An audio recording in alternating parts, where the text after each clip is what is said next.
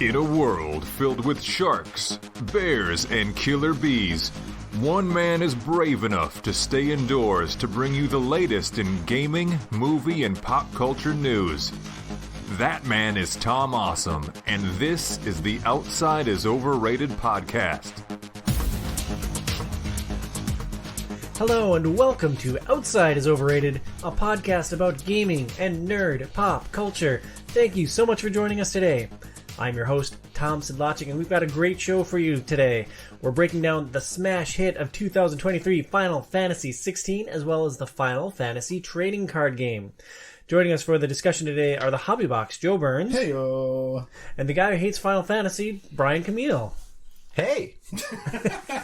Brian, first question, always got to cue it up whenever you're on the show. Did you play everything we are going to discuss today? Hey, I'm rarely the one that doesn't, except for one glaring omission. But I got up at we are now recording at noon. We were playing the game this morning at 10 a.m. the card game. I got up at 7:45 a.m. to finish the last mission of the game. So 15 minutes before I left my house to come here, credits were rolling. Oh. So it was like down to the wire. Did you finish? No, I didn't even. That's so weird. I got 30 hours into Final Fantasy. If we want to discuss lifestyles and the time that I put into caring for my children, we're welcome to do that. Like, I got a lot of shit going on over here, B. Hey, man, it's not like those kids were magically created. I do not know how to respond to that. We are recording this on Sunday, August 20th, the day after the OIO Patreon party. How are you guys feeling today? Like, Burns, you were dancing shirtless on top of the grill last night.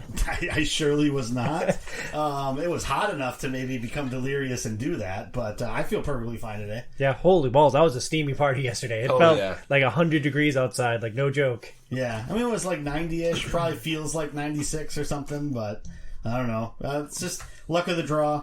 Things happen in August. Sometimes it's really hot weather. We have like a memorial walk for one of my friends. It's always the first weekend in August. This is the first time in like 3 weeks that it didn't rain during the walk, and then it rained right after the walk. So for some reason, that first weekend in August, we seem to always get rain. I don't know. That's wild. It's just the weirdest thing. But yeah, so I don't know. You win some, you lose some. And it was still a good time. I think everybody still had fun. Oh, for sure. I got locked into a bags game with the Helene brothers and my wife and I. And we were honest to God, everyone was like dripping. We're playing bags. And like, we're just wiping the sweat off the brow. Can't see through my burning eyes. Yeah. But it was a ton of fun just to see everybody. It always is. Yeah, it was a good time. It's something that we do every year as a thank you to our supporters on Patreon. I do not take it lightly that people pledge money to support this show, and just one of the ways that I say thank you is to throw this party every year. We have some food, we have some drinks, there's some prizes. In the past, we've done some pretty grandiose grand prizes like a PS5 and Xbox Series S. This year, we just had a handful of smaller things, but hopefully I was able to adequately show my appreciation for my patrons.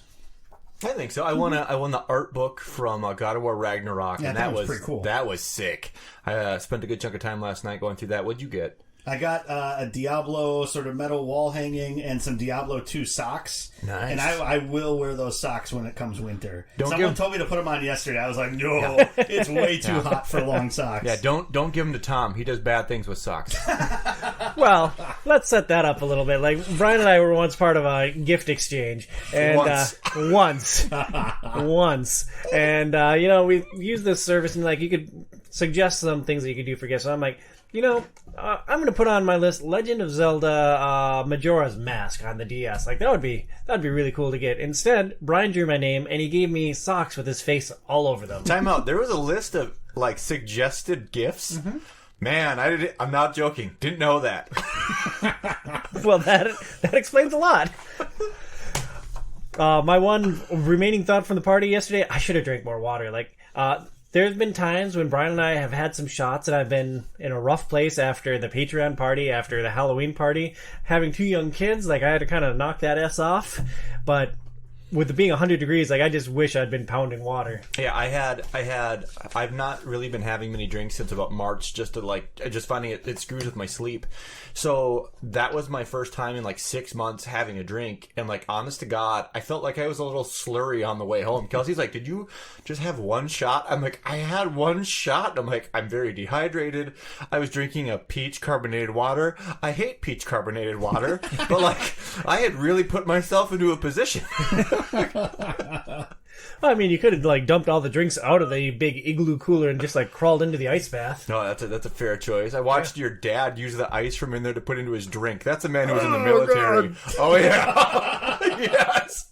Oh, Dad. And, like, we had another bag of ice just inside the freezer, like just 5 feet away from the cooler. Yep. That's my dad. Before we launch into our show, we would like to thank our sponsor, Premier Health. Check out their website at premierhealthmn.com. That's premierhealthmn.com. If you would like to be a part of this party in future years, or if you'd like to just generally be a wonderful person and help support independent content, you can support the show at patreon.com/OIO. That's patreon.com, patreon.com/OIO. Your support goes towards media, equipment, and other expenses. For your support, you get an invite to the party with a +1. You also get to choose the game that we play for Game Pass games, and that's pretty much it. But those are Things. something. You also get an invite to the Discord group. Granted, you don't really have to be a patron for that, but you do get an invite to the Discord group, and that's usually got a lot of stuff going on, talking about whatever games people in the community are playing, and just and then talking about asking for questions about the games that we're playing for the podcast. And so it's a fun little community there, and so that's another perk that you can get by joining the Patreon. Yeah. The FBI have only shut us down twice now, so like we're doing pretty good. Yeah, pretty good. Pretty good. There's that one patron in Massachusetts that apparently was telling us all these cool things that he knew that were government secrets, and I feel like I missed that channel. yeah, that was a really weird thing. Basically, government secrets getting shared by someone in a Minecraft server to a bunch of kids to impress them. This is a real story. Yeah, this was like a couple months ago. Oh my! That this happened. Huh. It was a guy that was working in like the Air Force Reserves, and for some reason or something like that, and had like access to confidential information. And so to make it so, he's just like, "Sounds like you're having a bad day. Here's some top secret government documents." How low is your self-esteem where you're sharing government secrets with children in an attempt to look cool? Like, you're hurting, right? I mean, I wish I was making this up. I'm not even embellishing it that much, but it was a weird thing. Oh my God! Nothing that interesting has happened on the OIO Discord that I'm aware of. Not yet. But once again, just please support the show at patreon.com/OIO. You can also follow us all on social media. Email the show at overratedpod@gmail.com. Follow at HobbyBoxBurns on X and twitch.tv/HobbyBoxBurns. You can find me at TomSidLogicOIO on all platforms, although I think I'm done with X. Like, I haven't logged in since Elon Musk took over. He's kind of like ruining it for people, right? And maybe people like him a lot. I think he just seems like a child, and it makes me not want to use his platform. I think the weirdest thing is just that, like the main page or the home page or whatever, when you're scrolling through it, there's just so many other like suggestions, and it used to at least like tell you that things were suggested, but now it's just kind of a mishmash of a lot of things.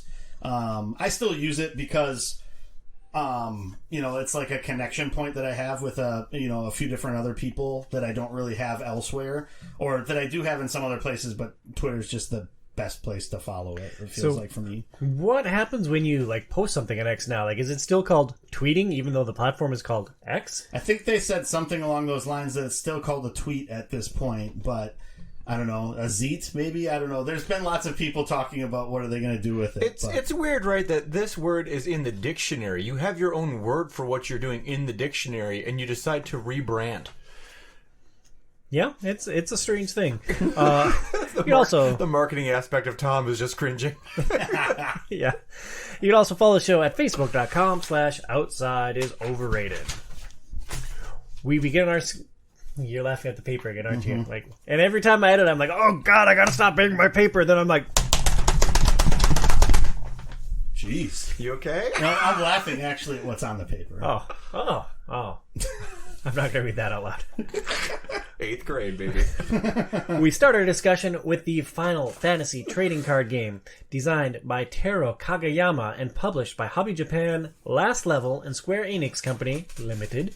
Released in 2016, the Final Fantasy card game pits players against each other with 50-card decks.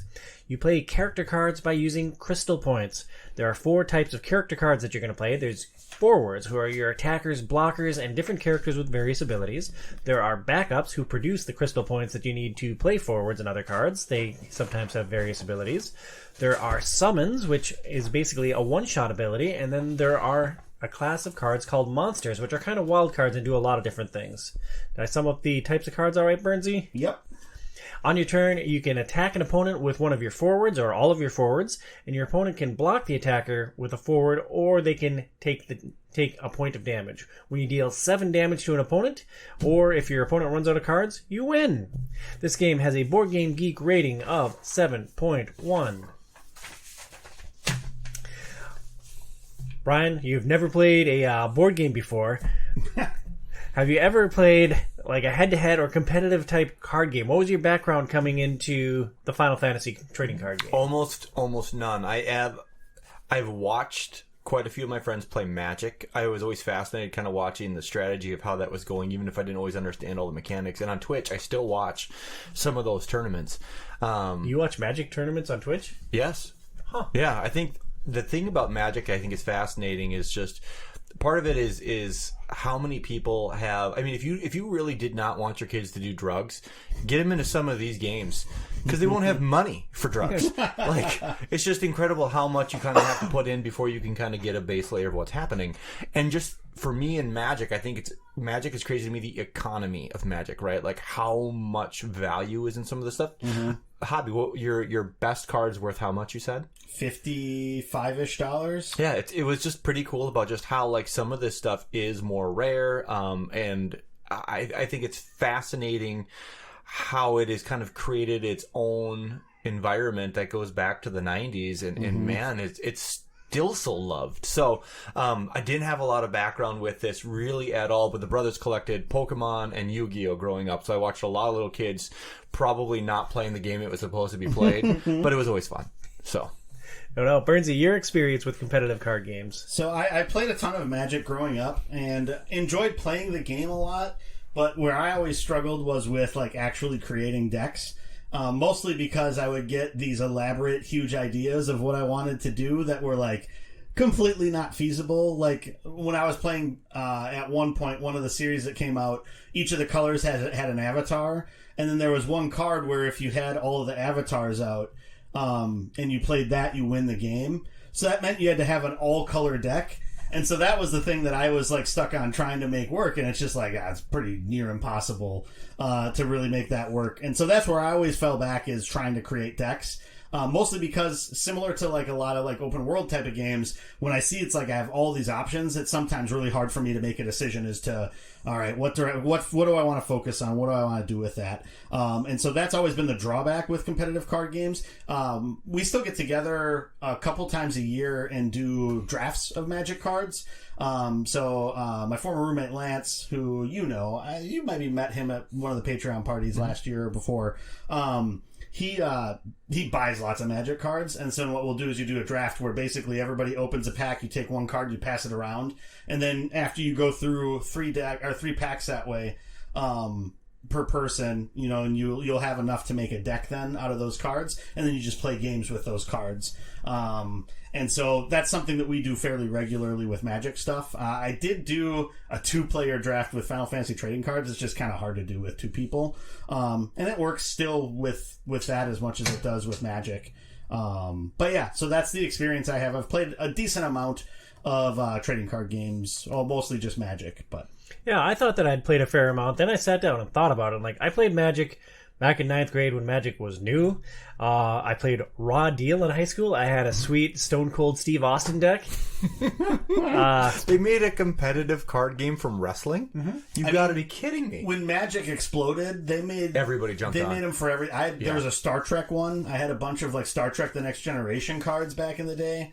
I didn't play with it because I didn't have enough of them, but I really liked TNG at the time, and so yeah, they've made tons of trading card games for a lot of them, and most of them have died over time. Only like Pokemon, Yu-Gi-Oh, and some of those have really sort of sustained the test of time. And I think with them, I mean, they're being tied to those cartoons is essentially what kept those alive, right? That's basically it. Another media did it. Yeah. Did you buy all your packs in from Steve's World? Oh yeah. Yeah, I spent a lot of money in Steve's World. What was the price gouge on that one? All of it. I don't know. Raw Deal was super fun. It had a great like momentum mechanic, which tied to wrestling pretty well. The problem was I only had one other friend who played it, Duhao, and he's like, I'm not going to play this or buy any more cards. I'm like, all right, well, great. I guess I'll trade my cards back into Steve's and get 1/10 of the value back. Or you just need one friend that has a problem and buys way too much of the trading card game, and then you just play games with them because they have pretty much well, not everything. I don't have everything, but... Yeah, well, that's kind of the phase of life I'm in right now, Burns. I also got into a big arms race with Yu-Gi-Oh! With Patrick and our friend Dan. Like, we bought so many Yu-Gi-Oh! Cards in early college, and I freaking loved Yu-Gi-Oh! It was crazy that I had friends in college that played it, and then I had my younger brothers who were 7 and was playing it. I'm like, holy crap, this is covering the entire gamut. And you avoided it all that time. I did. I knew that one, and I knew that World of Warcraft would probably consume me. And I mean, Tom almost dropped out of college due to World of Warcraft. Yeah, so like last semester. I had to be smart. I knew myself pretty well. You were just too busy practicing on Gary to do much of anything else. Oh, good old Gary. We'll talk about that later. So for this podcast, we played the Final Fantasy trading card game. I was drawn to this game because of the Final Fantasy theme. Like, we knew that we wanted to cover 16 because Burns and I both wanted to play the game. We knew we were going to be getting it at launch. And they're like, all right, we'll do a show around this. What else can we tie to it? And Burns, you already had the Final Fantasy trading card game. I'm like, all right, well, let's do that. What drew you to the Final Fantasy trading card game? Yeah, I mean, definitely the theme. I mean, Final Fantasy is my favorite game series of all time. And so... it was one of those things where when the game first came out in the U.S., I saw just some of the different card art and like the variation of cards that they had in like the first couple of sets. I was like, okay, that's really cool. So I bought a few packs, and then that leads to buying a booster box or 2 or 3, and then I've sort of over time, I've off and on kind of gotten back into buying things and out of buying things. And so, but really it's one of those things where it is fun to kind of collect and see like the different things that they do with the game, and having started collecting it like basically when the game came out, seeing the new mechanics that they've added as time has gone on has also kind of continued to keep pulling me back in from time to time. And so yeah, it was really just my love of Final Fantasy that drew me into it, and the fact that it was a fun thing to collect that isn't like weird statues that cost way too much. A $4 pack of cards, even though you buy like hundreds of them, but a $4 pack of cards, it's like, oh, it's only $4. I can buy a few of these, The weird statues was oddly specific. Well, That was an oddly specific thing to say in that moment. well, so because Do you have a hentai shelf? no.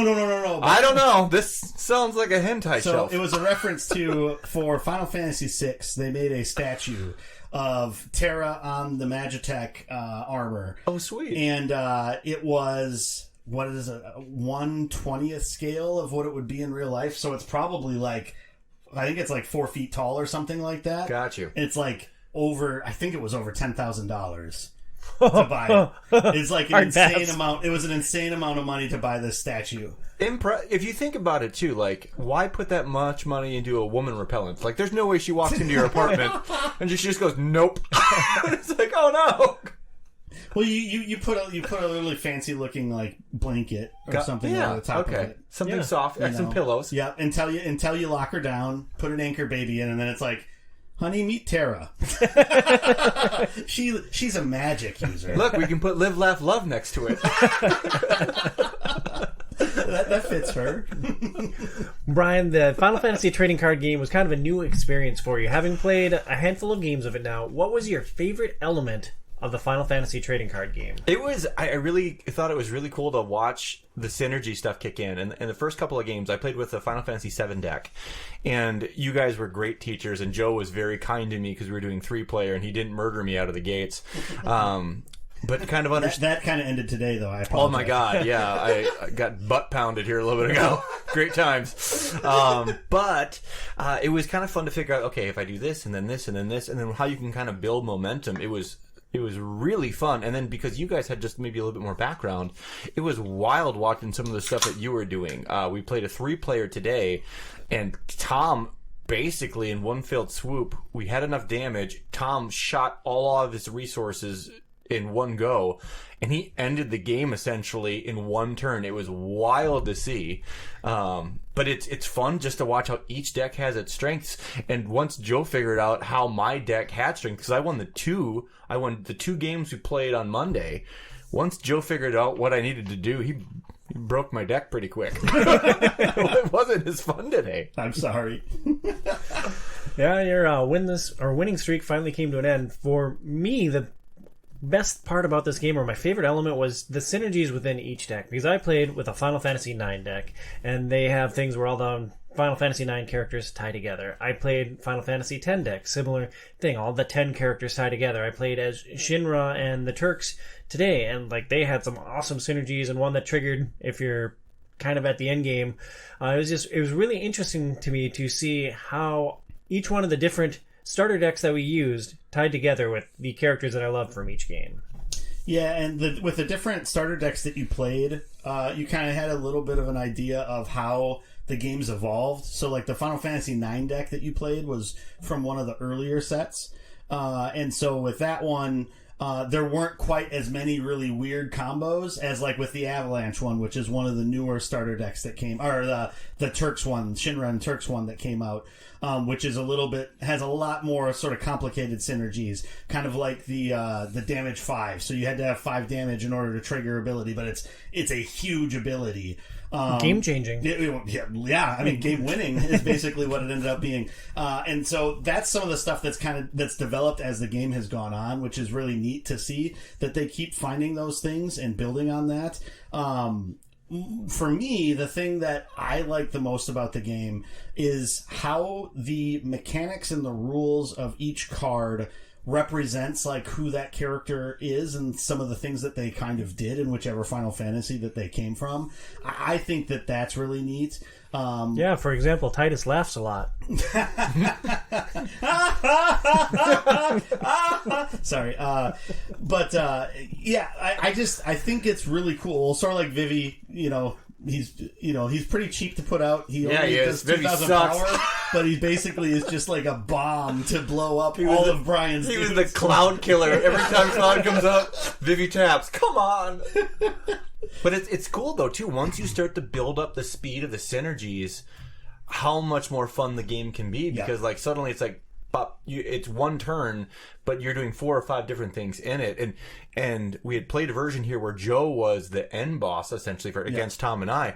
His turns are taking like 6, 7, 8 minutes of him going tap, tap, hit, tap, tap, frozen tap, tap. I'm like, what is... You've got 2 cards. Like, how are you doing this? But how long does it take to figure out the shtick of each deck? Like, because when you were switching so many decks, Tom, I was like, knowing that Joe had played this a lot before, I thought that was a really kind of bold choice for you because you're trying to figure it out kind of on the fly, right? Yeah, what I found was there's a lot of standard things across the starter decks. Like your backups are going to create some crystals, and sometimes they'll allow you to do one extra thing. It's really finding the unique cards for each deck. Like when I popped open the Shinra deck today, I'm like, all right, what do all my Turks do? Okay, and what the Advent Children people, how do these people tie together? All right, well, I have an idea of how they're going to play off of each other. Let's just grip it and rip it. And you figured it out pretty quick. That first game, like we had said, Tom was able to pull off a move that essentially shut down everything that Joe had. I think we had done 1 damage to Burns to that point. We had taken as a team 5 damage. We were 2 damage away from losing, and I was able to sweep in, do another 5 damage to Burns in 1 turn, and then Brian did it right after. And then Brian just walked in with Cloud and just boop. Yeah. At one point too, it's can also be demoralizing. I finally set up my team to like start doing some of these synergies, and Burns is like, "Okay, all of Brian's forwards are dead." And I'm like, "Come on! That took me like 4 turns. I mean, he brought out toast. Sin. Sin destroyed everything. Yes, and that was the end of that. Yep. And I had another card that could have wiped out all of Tom's forwards, but I didn't have enough backups untapped to be able to play it before you. That was the difference in the game. Before you started attacking me after Rufus brought everyone back. So Yeah. It's funny how some of that stuff just like hangs on a knife's edge. One of the mechanics that I really enjoyed was the push and pull on how to spend your forwards, because you play your forwards out there and they're your attackers, but they're also your blockers. So like if I'm going to attack Burns with all of my Turks, say, like they all tap, and then if I don't eradicate you on your turn, you can come back and I don't have any blockers because I spent them all attacking you. Whereas if I'm too cautious and leave too many players for defense, I'm never going to... You could build up to a point where you could overrun me. Yeah. So there's a really fine push and pull between when you attack with your forwards and when you block with your forwards. And I know that in early games, I was just too aggressive. Yeah. It's hard because it's like any trading card game. You're beholden to what it is that you get in your hand as to whether you're going to be successful or not, right? And so I think that's one of the things where aggression at some points can be beneficial, but then at other points it can just backfire on you. Like in our game today that we played right before we started recording, I was just like, okay, I'm just going to be as aggressive as possible. Kicked my teeth in. And but if you would have been able to weather the storm, and I'm to the point where I've spent all my cards just throwing things out and attacking like crazy, that could have swung really fast. And that's what happened in our 3-player game. You had pummeled Tom. He had really nothing to attack or block with, and you had burned most of your resources. And in that round, we were only attacking to the right. So in this game, I'm attacking Joe. I blew through almost all of my resources, which would have been dangerous to me, but you had already eliminated Tom's ability to mostly hurt me. Yeah. And I was able to just take, 3/4 of your life kind of in that one turn. But you had gone so aggressive at Tom that it allowed you. He couldn't take you down, and it allowed you. Exactly it. So it's like it can. And that 3-player was a lot of fun too. So like I was really surprised at how much I enjoyed this. I didn't think I would, and I didn't think I'd pick it up as fast as I did. And I would definitely play this again. And I think the main difference, if you've played Magic the Gathering before, the main difference that you have in this game compared to Magic, with Magic, you have to find lands to put out, and that's mostly the only thing that you can use. That's your mana, to play right? your cards. Yeah. So you tap those for your mana. As Tom mentioned before with Final Fantasy, you have your backups that you put out there, but if you don't have any backups out, you discard one of your cards, and that gives you 2 crystal points of whatever element that is. And so it's also this interesting push and pull between, do I discard cards out of my hand to get points to play things out, or is it better to try to play it slow, put backups out, and be a little bit more conserve things a little bit more, or is it better to just, I'm going to discard 2 of these cards. One of them's a good forward, but I'll draw another one later to get this one forward out so I can attack right away. So it is really this. It's an interesting kind of strategy, and part of it depends upon your deck as to whether that's going to pay off or not. Part of it depends upon your opponent's deck, and then a lot of it still is luck as to whether you get the right cards at the right time. And speaking of the right cards at the right time, you can have up to 3 of each type of card in your deck. So you could have 3 Clouds, you could have 3 Tifas, I could have 3 of each of my Turks, you can have 3 Tituses. So like, you might have one in your hand, you know how big your deck is, you know that there's 2 more somewhere in there. So it's, when you're choosing to discard those cards, it's how lucky do you feel that you're going to draw another one? Yep, and you can have more of those named characters, but you can only have 3 of one specific card. So there's probably like a half dozen to a dozen Cloud cards, right? But they're all different, and they all have different abilities or different things to them. And there's some like super powered abilities that some cards have where you actually have to, as part of the cost of doing that ability, you have to discard a card with that character's name on it. So if Cloud had a super... Or let's see, one of the examples was Quina from Final Fantasy IX. You could eat one of the other forwards that's out there, but you had to discard a Quina from your hand in order to do that. So that's where it becomes beneficial to have more than just the 3 copies of the one card that you want to play, but maybe have some other ones that are going to reside in your hand to be able to play out some of those abilities if those characters have abilities that you want to trigger. How many of these games end with you like going through the entire deck? Because we played a couple of games that lasted a while, and we barely got maybe past the half deck. Maybe I was pretty close in one of those games. I think I had 6 cards left. Okay. By the time I lost. So it can happen. It can happen. It's rare though. Okay. Usually, so there's some decks that will focus or force people to discard or draw more. And so the more that you're doing that or cycling or searching for cards, the more likely you're going to run towards the end. But part of that is a balancing mechanic from like those recursion types of things where you're discarding cards to draw more cards or whatever, which can be a powerful ability. But here it's stopping it from being super powerful because you got to make sure you make the most use of that before you run out of cards. That makes sense. Yeah. Okay. There's a lot of strategy. There's a lot of synergies. Brian, what was this onboarding like for you, for someone who hasn't played a lot of competitive card games? It made sense kind of as we were going. You two were really helpful about going, hey, here's how some of these cards interact, and you guys are always patient with me, and I appreciate that. I was playing the Final Fantasy VII deck, and with that, it really was based off of getting out as many Avalanche members as you can, because what would happen is, once one is out in the field, all others coming forward, if one's in play, is cheaper. I think it essentially costs 1 crystal to come out. So if you got 1 out, now you can start making some steam. And then once you can pair them together, and when you do that, you start getting very unique properties. And what we had found out, particularly like say Jesse and Briggs, when you put them together, like Jesse allows me to pull a cloud either out of my deck, or if it's in my hand, put it on the battlefield with no cost to me, which just seems almost borderline broken. Especially since he costs 6 to play. He cost 6, and what we found out is that after we played on Monday, and everybody else knew that, Jesse was short-lived for this world. Jesse had raining hellfire. But it was just kind of learning that, hey, if I can get all of these guys out at once, if you get 1 out, you're faster to get the others out. And that is kind of where the magic was happening. And then part of it too is just, what happens if you take damage. What you do is you take a card off the top of your hand and it goes into your damage pile. Now you can have up to 7 and then it's game over. But if it has what's called an X ability, it will do something to actually happen during the game. So there are some that were very good and some that weren't. But even when taking damage, good things could happen to you as long as you flip the right thing. And I thought that was a really cool mechanic too. It's like, hey, I'm getting hurt, but it still might actually create an opportunity for me. And so just as that went on and you were starting to realize, okay, the more of these people I have in tandem, you could overwhelm people if they didn't have enough time to rip your blockers down. And that got a lot of fun.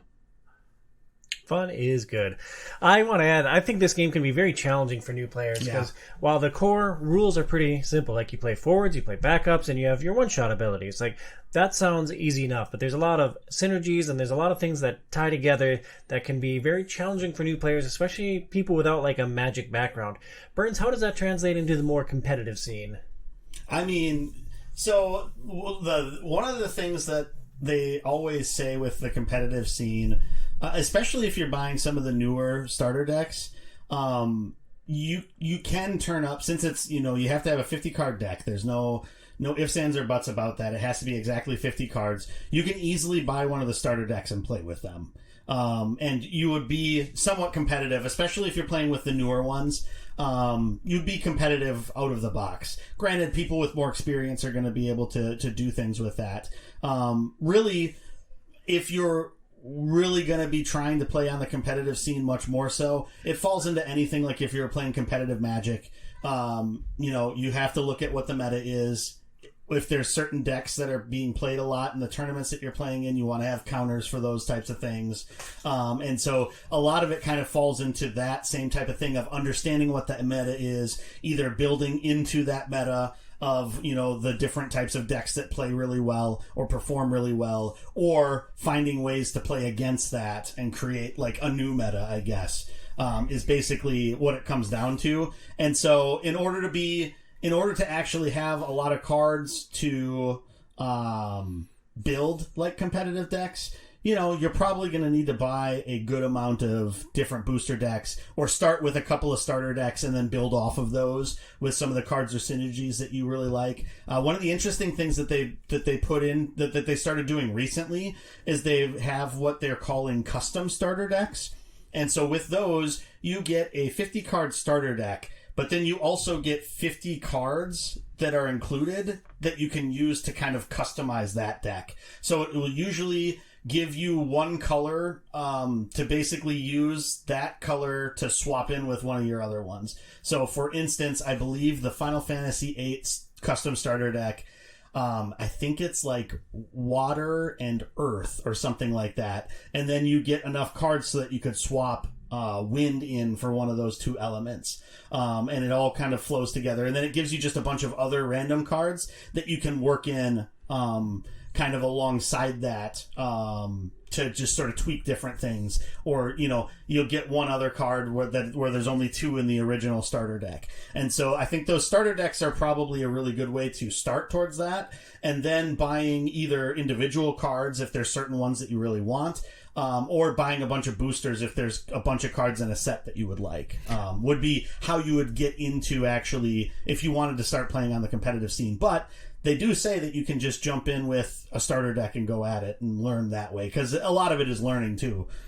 It's pretty crazy to me if you think about how much we take for granted with the ability of the passing of information now. Like when you talk about the meta, like in Magic the Gathering, when you were doing that back in the 90s, the only way that you were going to learn the meta is if you were there, right? You could talk to people in the know. Physically, you have to be there, and that's really it. And now with message boards and Discords and all this kind of stuff, that is such a more dynamic landscape. And man, that meta's got to be changing quick and all the time. Yeah. Well, and then the other thing you see too is a lot of these games have like websites that you can go to where you can see other people's builds for decks too. And so like having those repositories of all these different decks also are a benefit to trying to get started, because you can see if you have an idea. So it's like if I wanted to do something that was ice that was focusing on freezing things, right? I could look for a few decks that have ice in it that does that and get some ideas as to what are some good combos that I would maybe want to try for. And so I think some of those tools also would help you kind of figure out, if you wanted to build a competitive deck, how to do that. I haven't done that. I don't know that I ever would do that. I've debated about it. It would be kind of fun, but I usually like to play games more relaxed and not from a competitive landscape. I've played some games competitively. So I don't know. Maybe at some point we'd see what happens. It feels like you were pretty competitive with the Avalanche deck today. Summarizing some of the highs of the Final Fantasy trading card game. The art is amazing. There's lots of ties back to the Final Fantasy series. There's a lot of synergies within the decks. The damage system is cool because you have to flip over the top card of your deck and you can burn your opponent's assets, which for me just is awesome. Some of the challenges that I found with this game, there's Dark Knight cards, which are a major pain in the... Yeah, Burns played those on me incessantly. The first time we played, basically they get stronger the more damage you took, so I got you up to 6 damage, I think twice, and just couldn't finish you off because of your stupid Dark Knights, so those cards can burn. There's a fair amount of mental math here. You might play a forward that has a power of 7,000, which sounds straightforward enough, but then you add another forward that gives all of a certain type of forward plus 1,000 power, then you play something else that gives you another plus 1,000 power, so suddenly your 7,000 card is worth 9,000, and then Burns plays a card that takes it down by 5,000. It's just trying to keep track of all of that. There isn't a great system in place. It's all right, I'm about to start my attacks. This dude's worth 7,000, 8,000. This one's worth 5,000. It's kind of a lot to keep track of. And maybe the biggest weakness of this game, from my perspective, is it makes me want to buy roughly 10,000 booster packs and just open them until my hands are bleeding. I mean, there is definitely that kind of serotonin feeling of cracking packs and and looking through what they do and seeing all the art. So I completely understand that. It hasn't happened to me, but I can understand how some people would feel that way. I think the starter decks are an awesome starting point for this game too. Brings you have all of your decks nicely sleeved. You have a tremendous presentation with this game. Yeah, well, so that's the thing. Like, so they also have when new booster boxes are launched or new sets, they're called opuses. They've kind of moved away from labeling them that, but so like Opus 1, the most recent one that came out was Opus 20. So there's been 20 different sets of the game that have been released since 2016. When they have those new ones come out, they do pre-release events usually. And so at a pre-release event, what you do is you buy a pre-release set, which is, I think they usually run 40 or 50 bucks. And in that you get 9 booster packs, and you get it'll be one like special pre-release foil card that you'll get with that. And then you'll get a set of sleeves. And so some of those sleeves that I have, I've gotten out of the different sets. So like the ones that are on the Avalanche ones, those are sick. That's Cloud with the Harley Daytona or whatever the heck it's called. I can't remember exactly. But yeah, it's him on that, and that was from one of the pre-release sets. Yeah, that looked really slick, and the art on that's super clean. How many cards in a pack again? 50. 50. Oh no! 50 in a booster. In a booster. Yeah. 12. 12. Okay. Yeah. So you'll get 7 common cards. You'll get 1 foil, which could be anything from common to legendary, and then you'll get 3 rares, and then 1 either heroic, which is H, which is the next level up, or a legendary. So it's like the old Magic where you had basically like the 2 alphas on the back end. Yeah. Yeah. Okay. So that's how the boosters work. I think some of the other strengths, synergies, like we talked about, it's really fun to find some of them. Some of them are straightforward. If you dig around and mess around with things, you can find some other pieces. I think there's enough things out there now, and there's plenty of cards in the game that I think there's lots of room for creativity if you're actually going to be making decks and trying to find different things that you can do. But like you were saying, trying to keep track of all of the abilities that are active at the same time. One of the big knocks that is on this game, and I mean, it's, I ran into it as we were playing too, is there's some of those cards have a lot of little text on them. And so it's hard if you're playing against someone to fully know, like just at looking, what that card does. And it's even hard if you're playing to fully grasp everything that card is doing and how it's interacting with everything. So that's the one thing that is just eat it. A learning curve. Make a little broth, put your card in it, rock it in fullness. Yeah. And I think as you play a deck more often, you learn some of those things, so it becomes second nature and you're not as reliant on that. But that is one of the things that's a little bit of a knock. One of the other things, this is kind of a little bit of a random tangent on this, but like we talked about the art being amazing, and recently, I think in the second half of the Opus series, they started doing full art cards. So it's cards that will have full art instead of the text box that has like an underlay of what the element is, and then like an actual text box that's around that. That'll be like gone, and it's just the crystal in the top left corner telling you what the cost is, and then everything else is just the art, and then the text is in a font over the top of it. Some of those cards, it's really hard to read the text, and in some of those cards, it is really hard, especially if it's like a dual element card, to know what frickin' elements the cards are. But they're cool cards, so I feel like it balances out. But that is one thing that's a little tricky. On some cards, they've actually done it where they've put a little bit of text in the bottom right corner to tell you what the 2 elements are that it is. There's like a Titus and Una card that's like that, but it's a sweet looking card though. It is a really cool looking card. Out of all the cards that we played, that is one that stuck with me. Yeah. And so that's the one thing that is another like little bit of a detriment. And just, yeah, there's so many different like synergies to remember while you're playing. That it's easy to forget some of them, or it's easy to miss it. Like when we started playing our game and I attacked you with Elena the first turn because she had haste, and it's like, oh, now I finally read the like third ability that's on the card, and it's like, oh, I needed another Turk out in order for me to attack. So it's like, well, let's put Marlene back in. God, even when Tom decided to do his big move, the amount of cards that had to come out, the amount of damage. Yeah. Like when you talk about trying to keep track of damage, that's when you were playing the Shinra deck. Everybody gave everybody else like 1,000, 2,000, and it wasn't the same number across the board. I was just like, this is confusing. Tom's like, I think this. Though ultimately it didn't matter at that point because I had no blockers, so it was just flip a card, flip a card, flip a card. I got tommed. And then, yeah, you did. Yeah, you did. Brian, how did this whole package come together for you? Like, I was worried that you weren't going to get a chance to play because we had set up an original play date. You couldn't make that. I'm like, oh, well, shoot, this is going to be an interesting conversation. But we were able to get two sessions in, essentially. Yeah, 2 sessions. You got 5 games in. How did the entire package come together for you? Positive experience with the Final Fantasy trading card game? I would play this again. And definitely this is a game where you need to, and I appreciate you guys letting me play the same deck each time because it takes some time to get familiar. And when you guys are playing with different decks, it's wild because I don't know what the you're doing. Oh, Brian, you could be lying. Brian, you're frozen. You can't play any cards, and I get your cloud. Okay, slide it over. But this of all the games that we have played that are definitely card games, this is far and away my favorite. Like, it's not even close. I mean, the Bloodborne card game was pretty fun. I did enjoy the God of War one that we were playing, but this was definitely the most enjoyable. And I can see why that. Talk about a cash cow. If you these decks, man, like if you want to build something out, man, to kit these things out is going to cost a bit, and it was just fun playing with the base ones we had.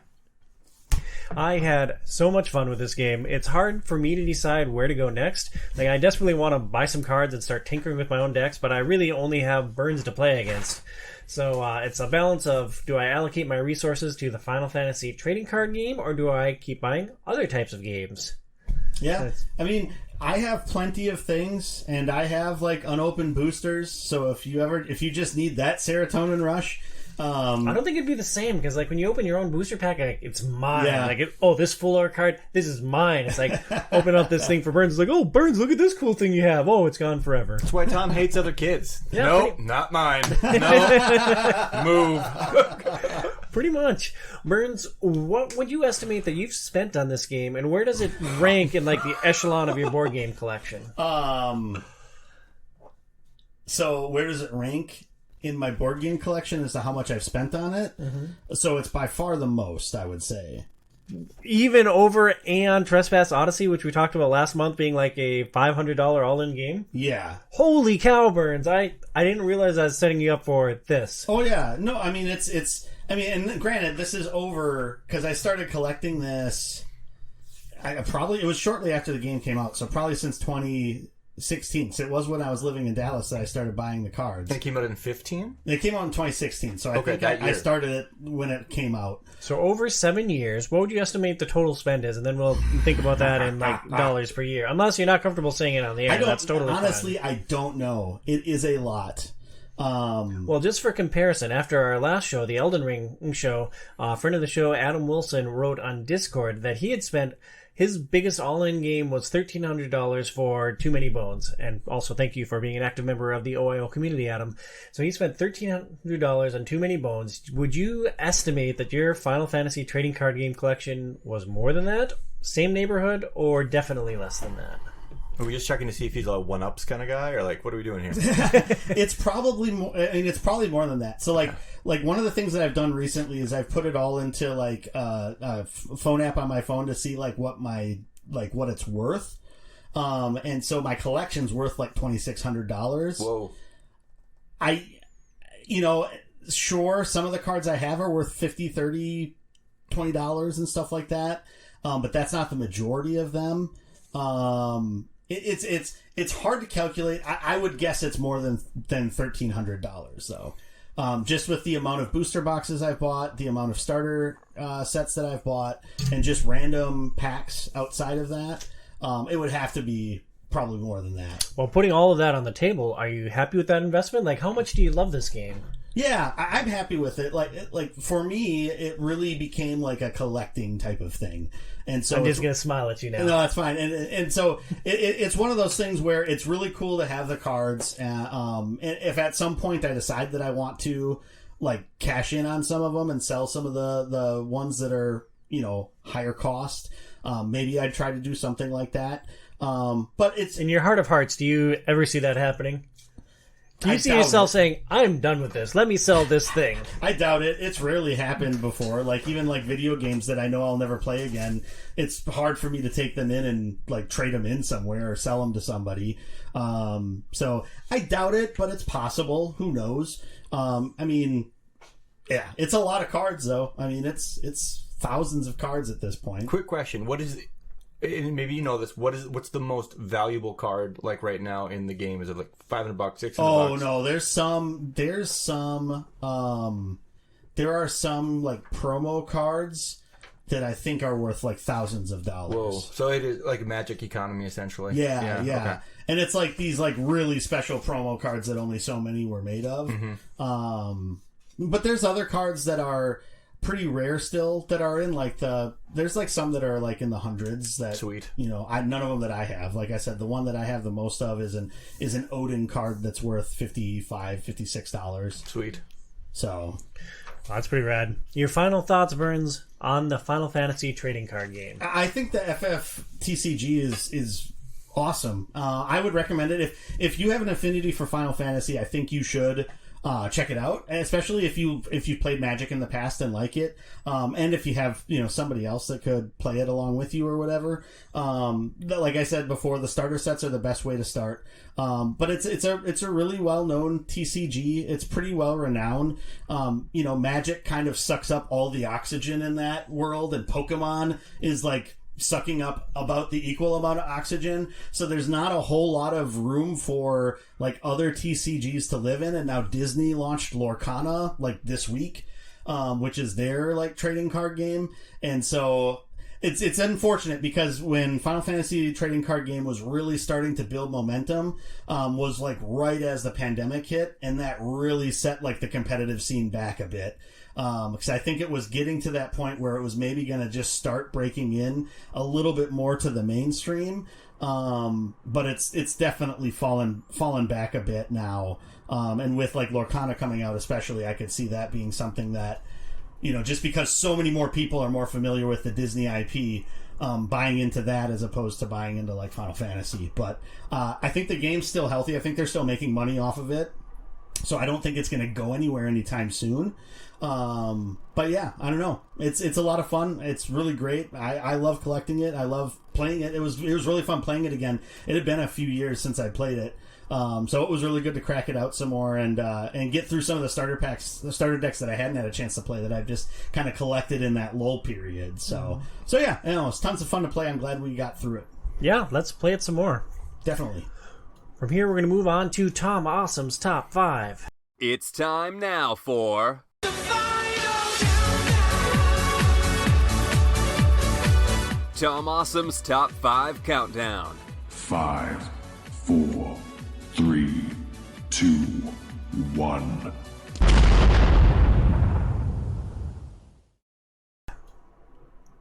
For the Top 5 today, I'm going to turn it over to Burnsy for a Final Fantasy themed top 5 list. Yeah, sorry. There isn't a really good name that's easy to summarize. So the top 5 is the coolest summons, primals, icons, eidolons in the Final Fantasy series, with a huge but, because I wanted to leave out the original 8 summons, because otherwise we'd just be talking about the summons that everybody already knows about, everybody already thinks about. Ifrit, Shiva, Ramu, Odin, Leviathan, Bahamut, Titan, and Chocobo was the other original one that came out in Final Fantasy III. So what I wanted to do was I wanted to go through and talk about maybe the summons that don't get talked about as much, that are still super cool. And so starting with number 5 is and sure, I put the one that's the hardest to pronounce. Good luck. Quetzalcoatl, I believe. And then also it's also known as Quetzali/Palador. So it's Quetzalcoatl in Final Fantasy VIII, and then Quetzali or Palador in the English version of Final Fantasy VI. And the main reason why I have this one in here, the 5 spot was one of those places where there's a lot of them that don't come up that often, that are kind of lesser known. And this one's in here mostly because of the Final Fantasy VI summon. Because it's basically this bird. So in Final Fantasy VIII, it's one of the first summons you get. It's like a lightning bird. And it's useful. You use it pretty early on, and you get your use out of it, getting it pretty fast. What Quetzali does, or Palador in the original English version, is it's this bird that has like all these fancy colors on it. It swoops down and picks up all 4 of your characters, and they disappear off the screen. So any enemies that are there, they just sort of attack at nothing. And then, one by one, your characters jump down and pounce on the enemies and deal an insane amount of jump damage to them. And so, just the fact that like they're jumping into this bird limo and like, and then slowly but surely it's dropping each one of them down as the enemies are trying to attack but hitting air, I think is just really fun and really cool. And so that's why that one had to be at number 5. That's very wild. I don't really remember it from 8. It's been a couple years since I played 8 in our year of Final Fantasy, so I don't remember it at all. Yeah, because I think it's the only lightning summon, because 8, they didn't really... I don't think Ramuh was in 8, if I remember correctly. I think it was like Quetzalcoatl instead. I went through and watched like a 2+ hour video of all of the summons in Final Fantasy from 3 through 15, including 14 and the primals. And so, but I don't remember exactly that. But I don't think Ramuh was in there in 8, so I think that was the only like lightning summon that you had. So number 4 then is Carbuncle. Now, I think Carbuncle is one of those that's really easy to hate on, because especially if you came on to the series starting in Final Fantasy like 7 and beyond, which a lot of people did. Yeah, a lot of people did. Yeah. Like, you want a summon that comes out, looks massive, does something crazy to the screen, and does a ton of damage. So what does Carbuncle do? Carbuncle comes out and buffs the party, or heals the party, or does something like that. Carbuncle is one of the most numerous summons. It's been in most of the games since 5, in one shape or form. So, like, for instance, in Final Fantasy IX, it's one of Ico's summons, and it'll come out and do one of 5, like, buffs. So it'll either give you regen, it'll make you invisible, it'll give you reflect. And so it's random in what ability that it gives you, but it's usually always a helpful ability that it's going to give you. But I think Carbuncle is also kind of well known within the Final Fantasy series. In Final Fantasy XIV, it technically is the only actual summon that you have, because as a summoner in Final Fantasy XIV, you summon Carbuncle, and then Carbuncle turns into your Ifrit Eggy or your Garuda Eggy, which will then give you like the wind aspected attacks, the fire aspected attacks, and so on. And so really, that's the only actual summon in Final Fantasy XIV. But yeah, Carbuncle, I think, is really well known. It's represented in most of the Final Fantasies, and so that's why I wanted to put that one in at number 4. It does sound like some sort of like medical problem, doesn't it? Yes. Oh God, you got Carbuncle. I don't know. How can I take care of that? Premier Health, baby. And that's the promo for the day. So number 3 then, I threw in Alexander. So are either of you familiar with Alexander, the summon, at all? I don't know this one. So Alexander is a big kind of mechanical castle-looking dude. And he usually does holy damage. And so the reason... Alexander was first in Final Fantasy VI. But I feel like some of his summons in the PS1 era games always just look really cool, because it'll just be out of nowhere this big hulking castle monstrosity pops up, and then just does some huge massive like holy based attack on the enemies. And a lot of times if you're playing against like undead or demons or something like that, they're going to be weak to holy, and so that's also a good attack that way. But I think from like a design standpoint, it's one of them that's like the most unique design. Like, I can't think of anything that this was like based off of per se. You know, like if you look at like, you know, Ramu, Shiva, they're all based off of like India. And some of their deities. Afrit, I think, also is. And so, like, a lot of these other ones are pulled from different places. Odin from Norse mythology. Mm-hmm. A lot of them are pulled from different places, and it feels like Alexander was maybe one of these that they actually kind of generated in-house. I'm sad that you didn't make it further into Elden Ring, because eventually there's, like, turtles with castles on their back. I think you would have really enjoyed those turtles. Yep. Yeah. Yeah, you missed out. I wish FromSoft would have allowed me to continue. I'm just kidding. I'm kidding.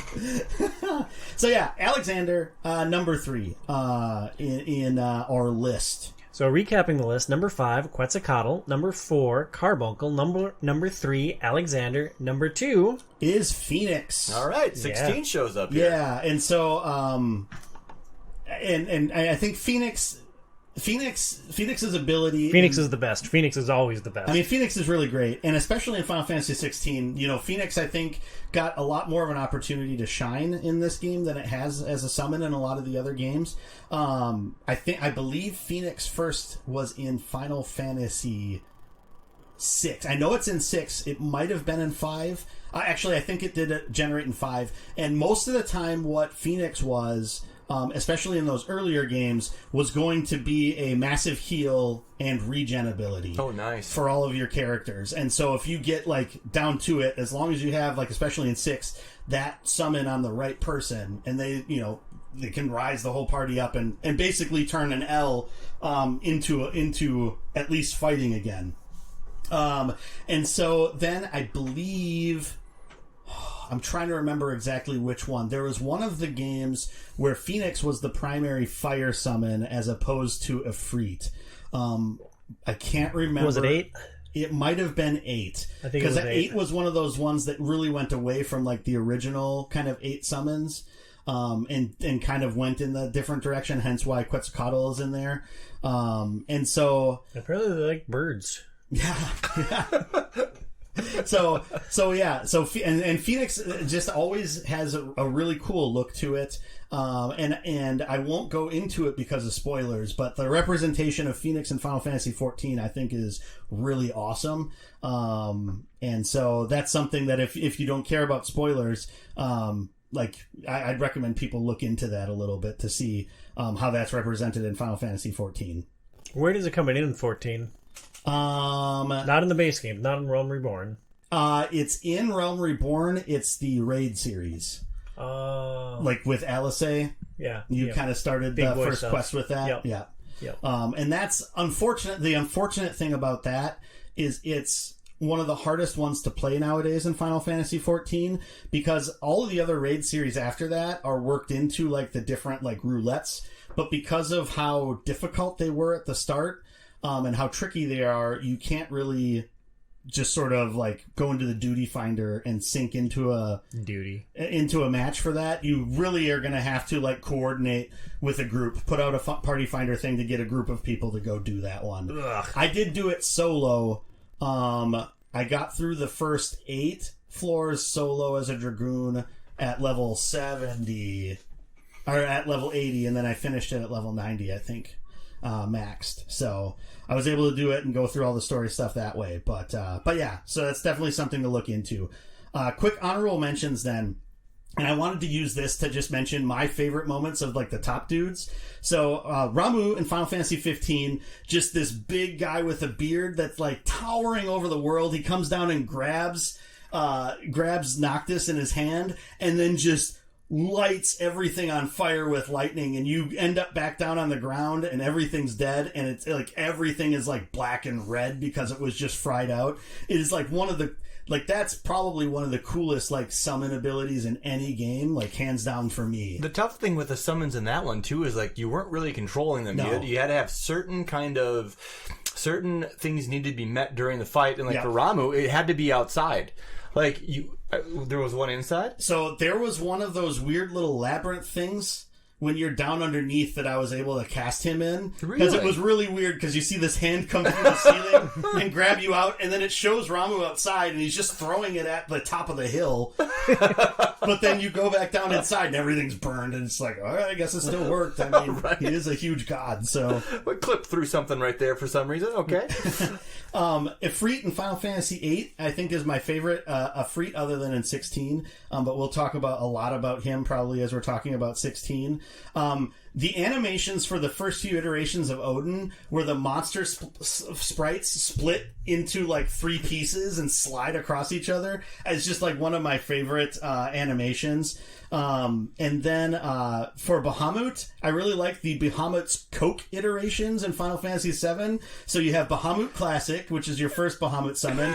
Then you have Neo Bahamut, so New Coke. And then you have Bahamut Zero at the end, which I just thought was funny to me. And then Shiva's incorporation in the main story of Final Fantasy XIV Heavensward, I think is really awesome how they did that and how it like was important to everything. And so I think that was a really good use of that summon as a primal in Final Fantasy XIV. So I guess we can go back through. Number 5, Quetzalcoatl. Number 4, Carbuncle. Number 3, Alexander. Number 2, Phoenix. And then number 1, and a newcomer, is Garuda. So Garuda is a wind summon, and first started actually in Final Fantasy XI. And out of like the popular summons, or out of the summons that we've talked about, it's probably been in the fewest games. Well, now it's actually been in more games than like Quetzalcoatl, because it originated in 11, was only in 14, and then in 16.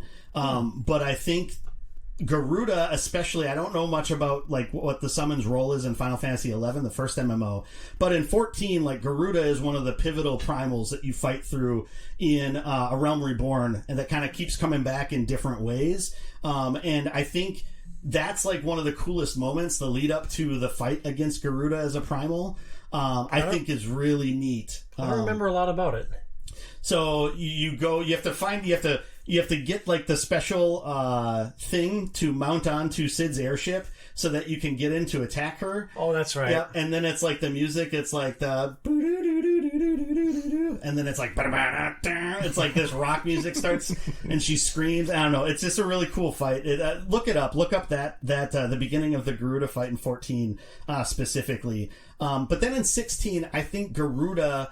She's like the opening hook. She's like the opening hook, and Benedicta, I think, is one of the more interesting characters. Just with like her path through, her connection. She's kind of like this weird connection between all of the dominants. Like they all know who they are, but she's like intimately connected to pretty much all of them. Intimately. Yeah, that's an apt choice of word. Yeah, but I think her character in general is just really interesting. And Garuda, I think from a design standpoint, just always looks really cool. Is she like a harpy in the other ones too? Because Yeah. like in 16, she is like a flat out harpy. Yeah, that's pretty much what she is. Yeah. Okay. And then wind aspected always. But so I think that's really neat, and it's cool to see that. You know, you have like this long list of the mainstays that have been there from like the beginning. To have someone like vault into that same pantheon now, that was more recently added to the series, I think is really fun. So that's why Garuda is number 1. It's a great list. Brian, who would you have included in a top 5?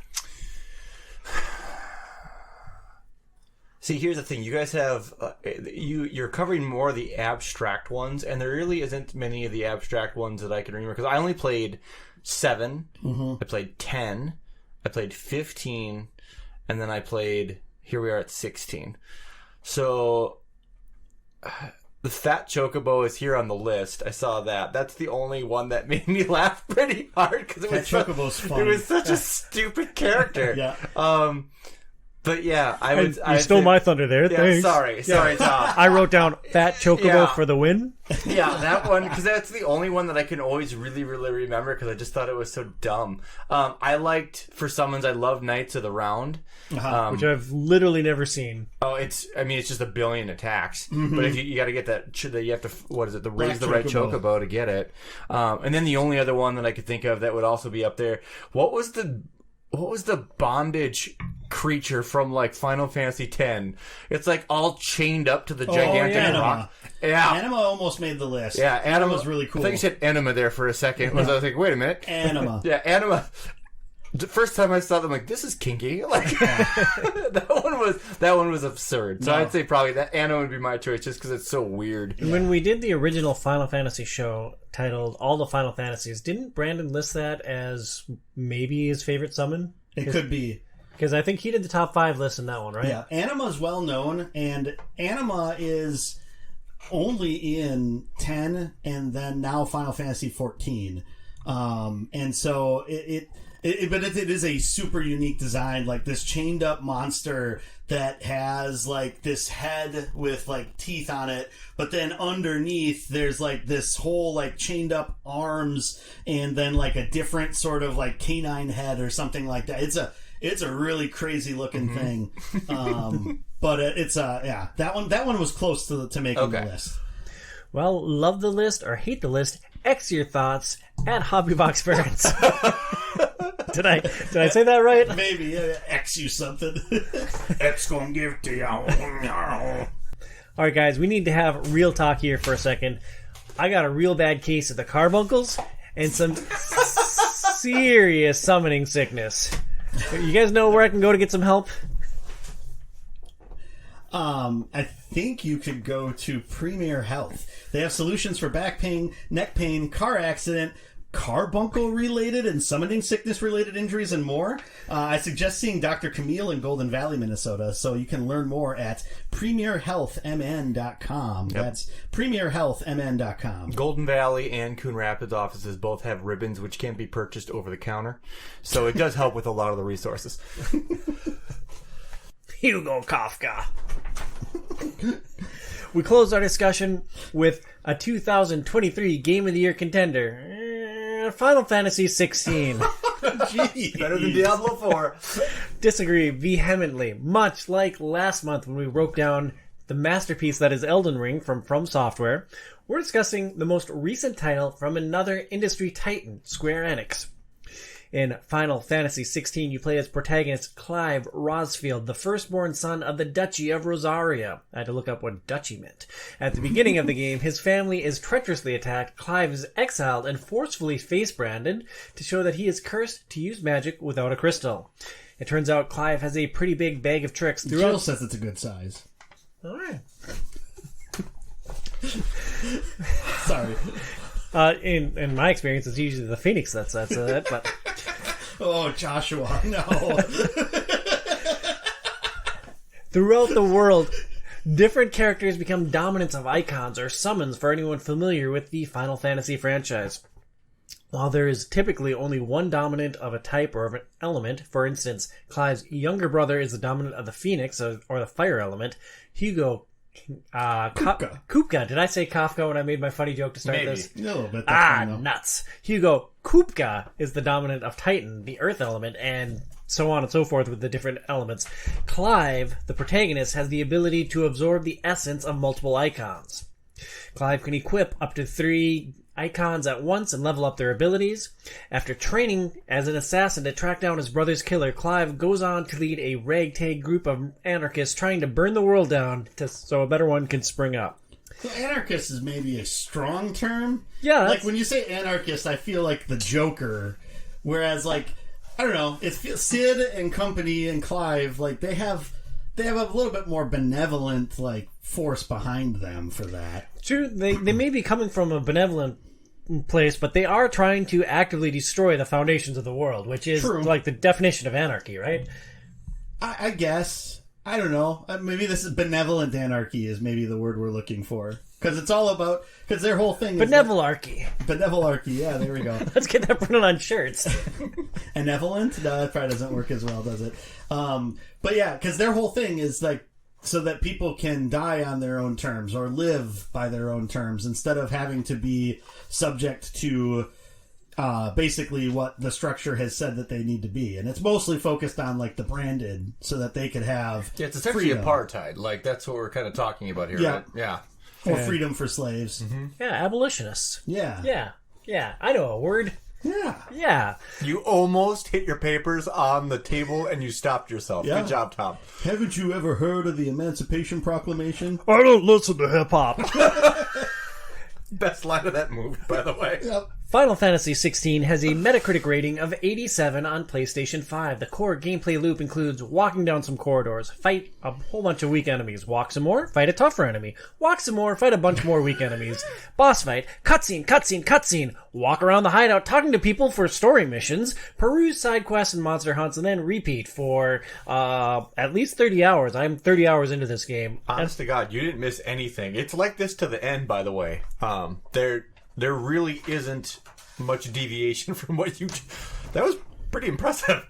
Yeah, no, I am a master at breaking down games, Ryan. That is why a good 60 people download every episode of Outside is Overrated. Brian, you kind of mentioned this earlier with the Final Fantasies that you had played. What is your overall appetite for the Final Fantasy franchise? I mean, I've been playing more kind of later in my life. The first one I played was Final Fantasy VII, and that wasn't until I was in grad school. So that was like 2008 is when I started that. And it worked out well because there'd been this crazy blizzard in the Twin Cities. I was in between classes, and so like basically I had 2 weeks off of school. And my car doors froze shut so hard I could not open my vehicle. So I sat around for basically 2 weeks and played Final Fantasy VII. And that was my start. So it's... That sounds like a good time. Bernsey, have your car doors ever frozen shut? I had a phase when I had a Honda Civic, if I got a car wash in the winter, they were freezing shut. And I remember having a job, I was working for Fairview at the time, and I literally had to climb into my car through the trunk. Yep. I had a car that did that. I also had a car at one point where the heater stopped working multiple times. And so there was, and it wouldn't start if it was too cold.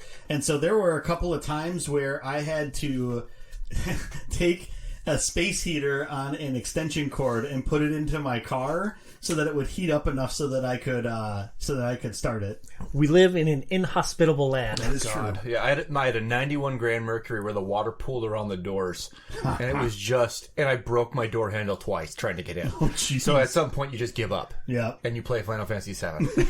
And it's weird because of our friends group, there's a lot of, we got some diehard Final Fantasy players. Casper, who did the Final Fantasy show with us when we recapped and ranked all of the Final Fantasies through 14. He is a self-proclaimed Final Fantasy Bobo. And so Scott is as well. Friend of the show, Billy. Billy was on the music show and made the terrible choice to say Final Fantasy is the greatest soundtrack music of all time for video games. It was so poorly thought out. I'm surprised he's back on the show. But I don't have those kind For instance, is there something you'd like to say on that? Because your head just exploded. No, because at a certain point... Now there's brains dripping down from the ceiling in my office, and it's super gross, so I hope this is an animated point. No, at a certain point you realize someone's so wrong that you don't need to dignify them with a response, so that's okay. My dad can sing the theme song to the first level of Mario Brothers.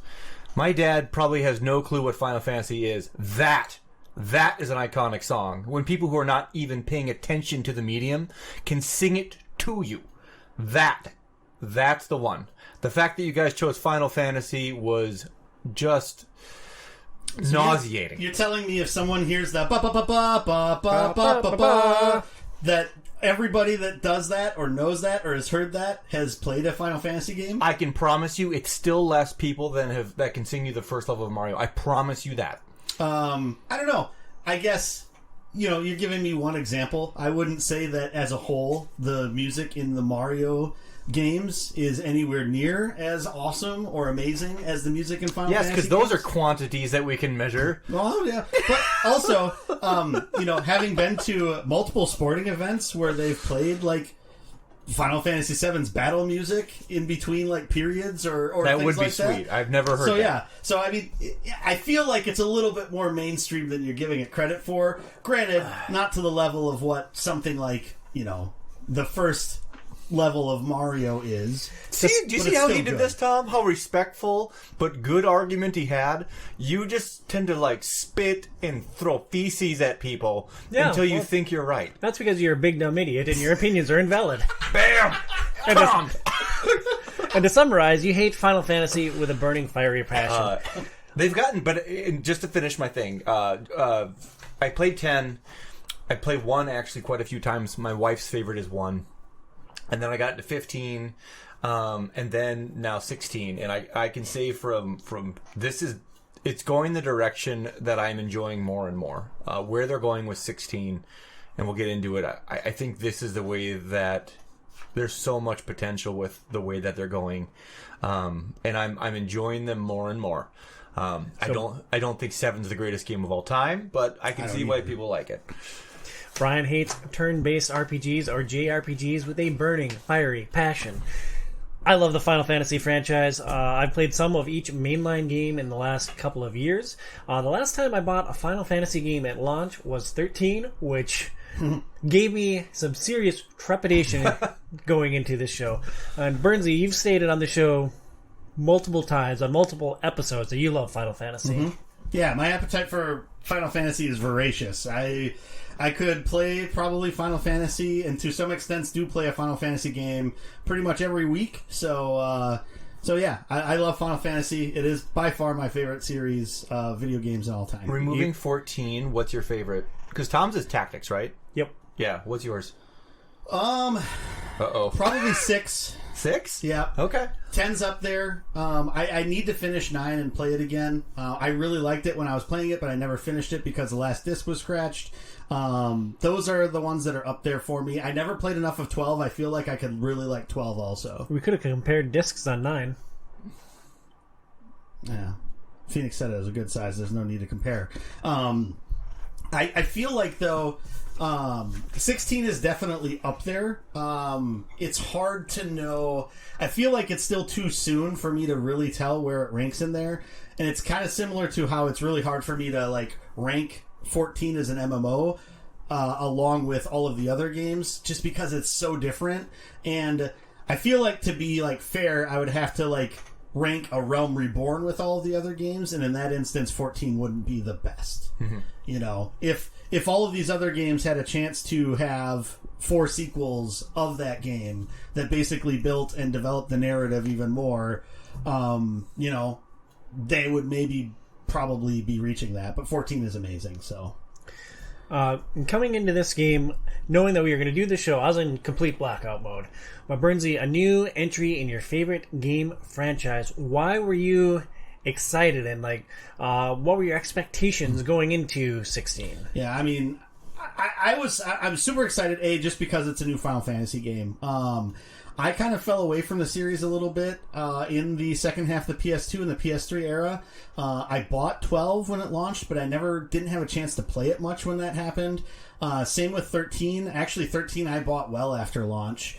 And then I played like the first few hours of it, and it just wasn't. You're like, this is terrible. All right, can I have my money back? It wasn't terrible. It just wasn't it like scratching the itch that I wanted it to. The itch of good games? Yeah. But then when 15 came out, I bought that at launch. I played that religiously for a month and beat it. And I thoroughly loved 15 from start to finish, even knowing it is a terribly flawed game with a narrative that's told way too many different places. What had me super excited about 16 and why I had to try to temper my expectations is because of my love for Final Fantasy XIV, since the developers of Final Fantasy XIV, Creative Business Unit 3, are the developers of Final Fantasy XVI also. That explains a lot. And the producer and director of Final Fantasy XIV is the producer for Final Fantasy XVI. The art director is the art director from Tactics, as well as some of the other games in the series. And so and the main narrative person is the person that did the narrative for Heaven's Word in Final Fantasy XIV. And so there was a lot of touchstones in it that were like, okay, this is like checking a lot of the boxes of things that I really enjoy from the series.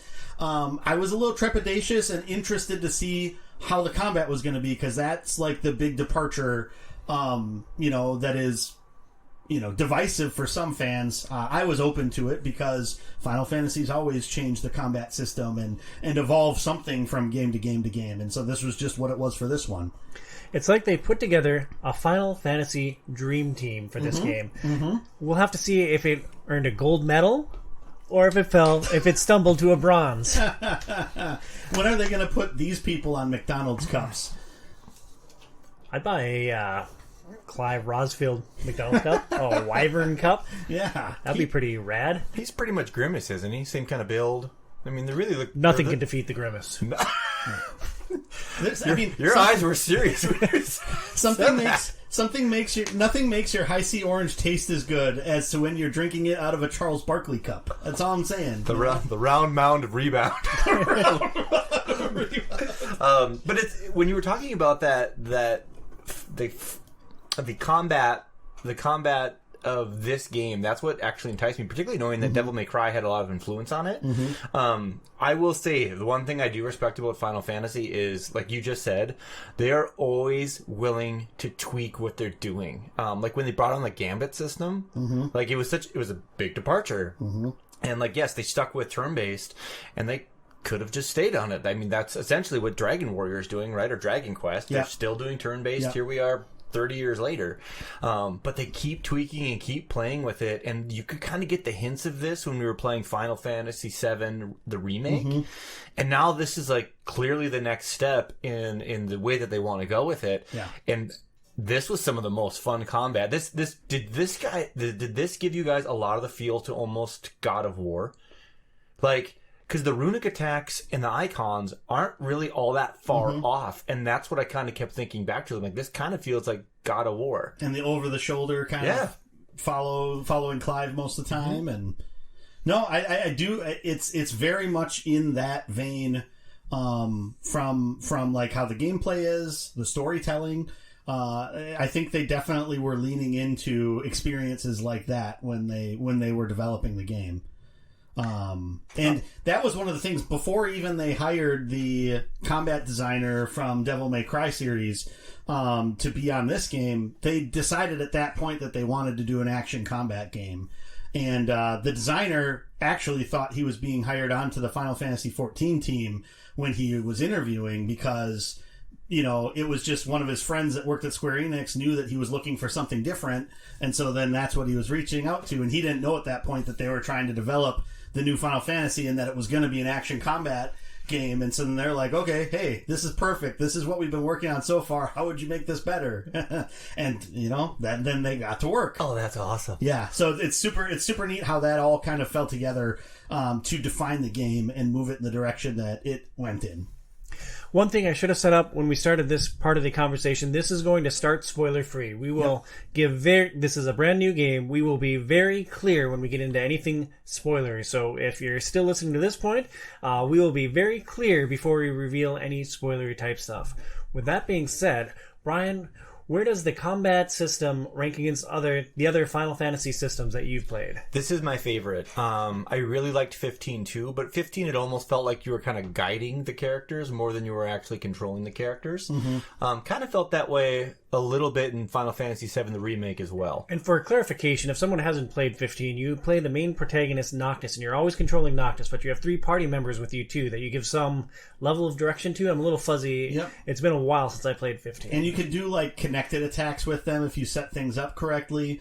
I think there was a patch that was put in at some point you can unlock where you can switch to the different party members and control them also. But otherwise, yeah, you're mostly controlling Noctis in that. And it's still kind of, you're just still doing one attack. There's no combos, there's no anything like that. So it's kind of like an action light RPG. And you're still mostly based in your command menu where you're determining what abilities to do.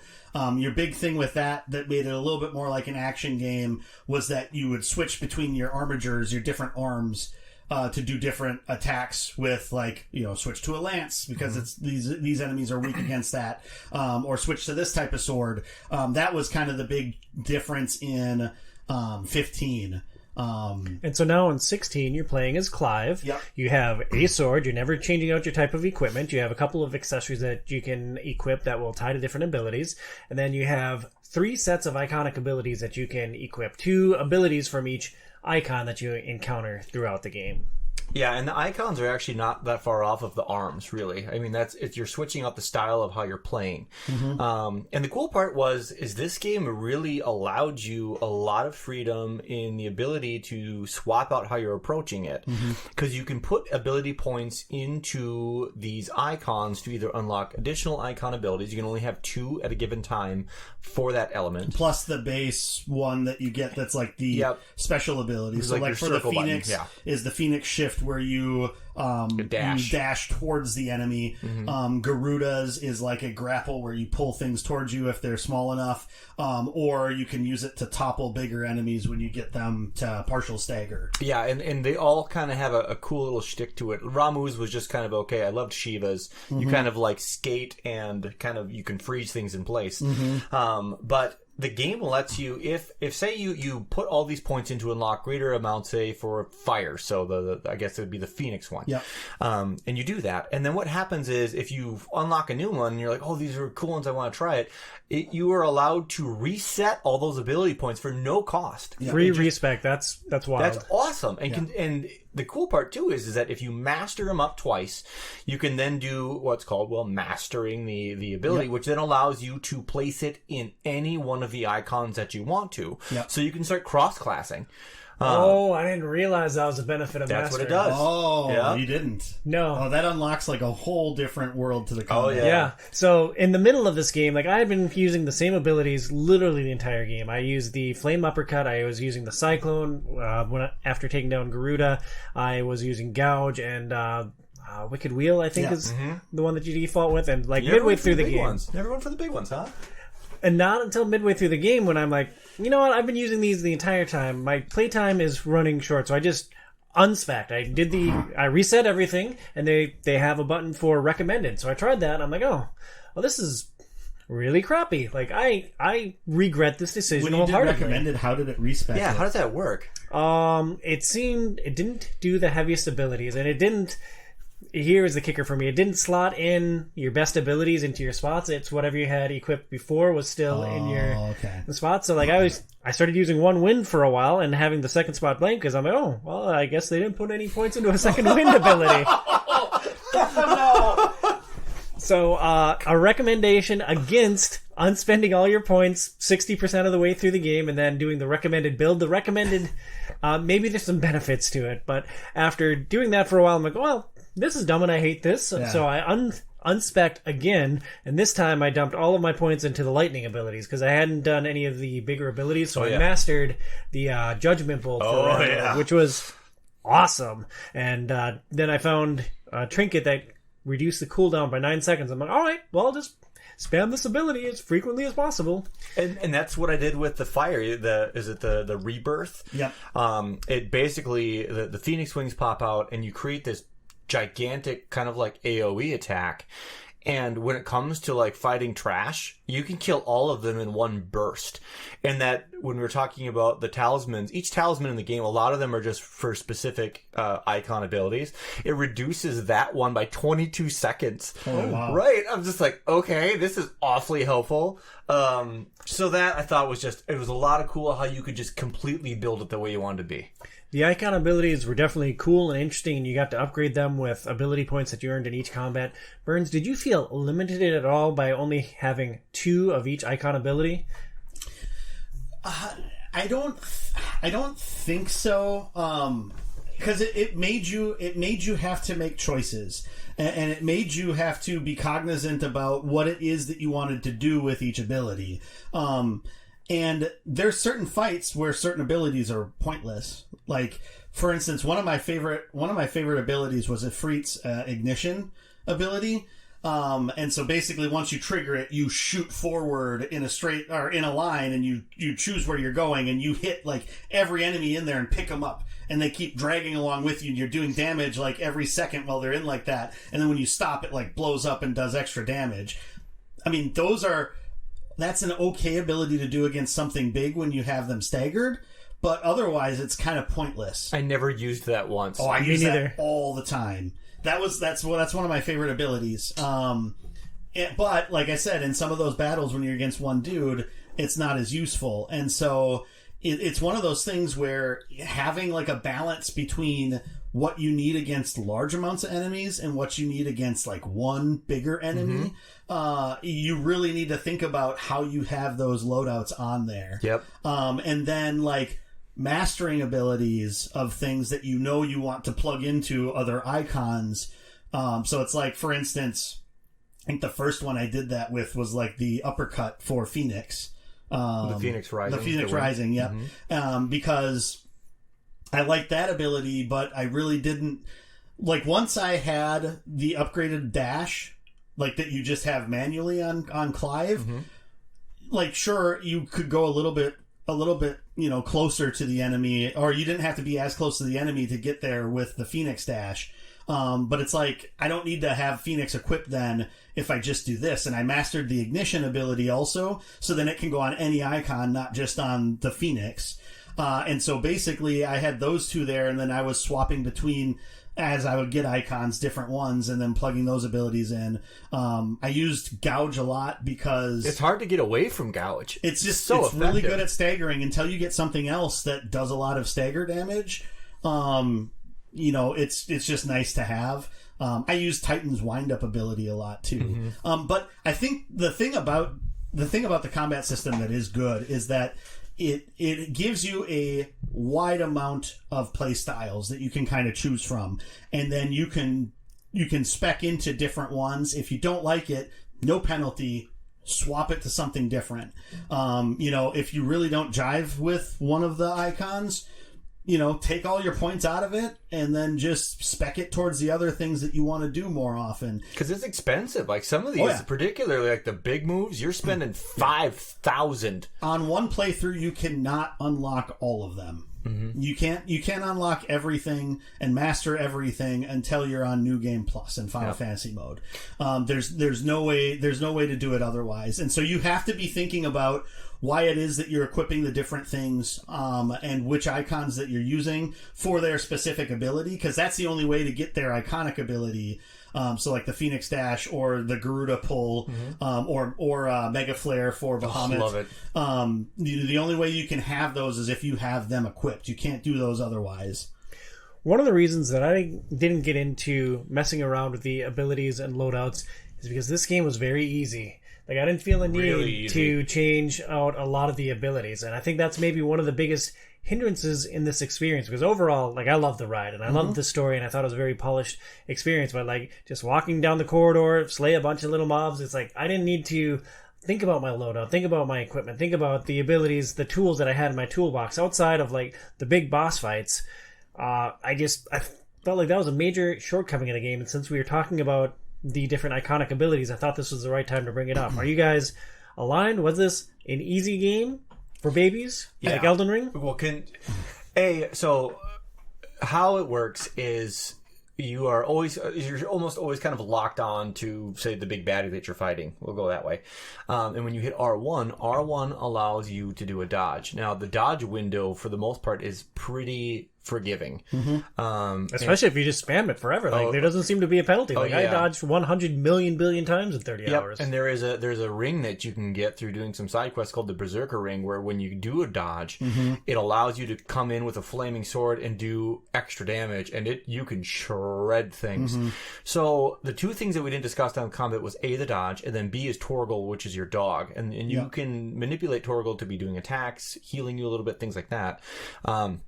But like Tom said, they're, for the most part, even on the hardest difficulty, which is not all that challenging, the only time I died a couple times only. One of them was I was level 35. I was fighting a level 40 or 45 S rank hunt. And I died twice on that. But even then, if you die, it brings you back with all of your items restocked, which is kind of a weird thing too. So like, I'm now playing it in Final Fantasy mode on New Game Plus this morning. I started that, so I'm hoping that it's even a little bit harder. But it really was not challenging. And I don't want to say this like, oh, well, we played Elden Ring, so it's not very challenging. I mean, in general, this was even substantially easier than God of War. Yeah, I would agree with that. I think... So, like, the thing... Because we talked about that a lot on stream. Because that's been a lot of the conversation around this game, just in general, is that it's overall, like, easy. Well, let me put it to you this way, Burns. Does it matter that it's easy? Like, did that deter from the experience? Well, so, and when you look at Final Fantasy games in general, would you say any Final Fantasy game is hard? Optional stuff is the only Optional stuff I can stuff, think of. but that's like it. your hunts here. Yeah. Like, there's not like... I mean, there's times when you get to an end boss and you wipe to them a couple of times and you gotta, like, figure out the right way to do it. Some of the older ones, you can get yourself into a corner and screw yourself. And there's some grindy with the old ones. Yes. Like, I guess that's... The old ones, there seems like there are times when they made you work for it a bit more. And that is something that I missed in this game. Yeah. So, I think that's, like, what it comes down to is... Do you really need something like that in order to make the game a better game? One of the things I would say, because I know you brought up, and you had mentioned it also in the show notes, about how there's no harm in dying because you just get your items restocked. I guess my question to that is, like, does there need to be a ton of punishment in dying? Like, what does that actually serve? If you die and then you start off back at the hideaway and you gotta, like, go talk to the person again to start the quest and go back through, like, what does that add to the game experience, giving you that as a consequence of dying?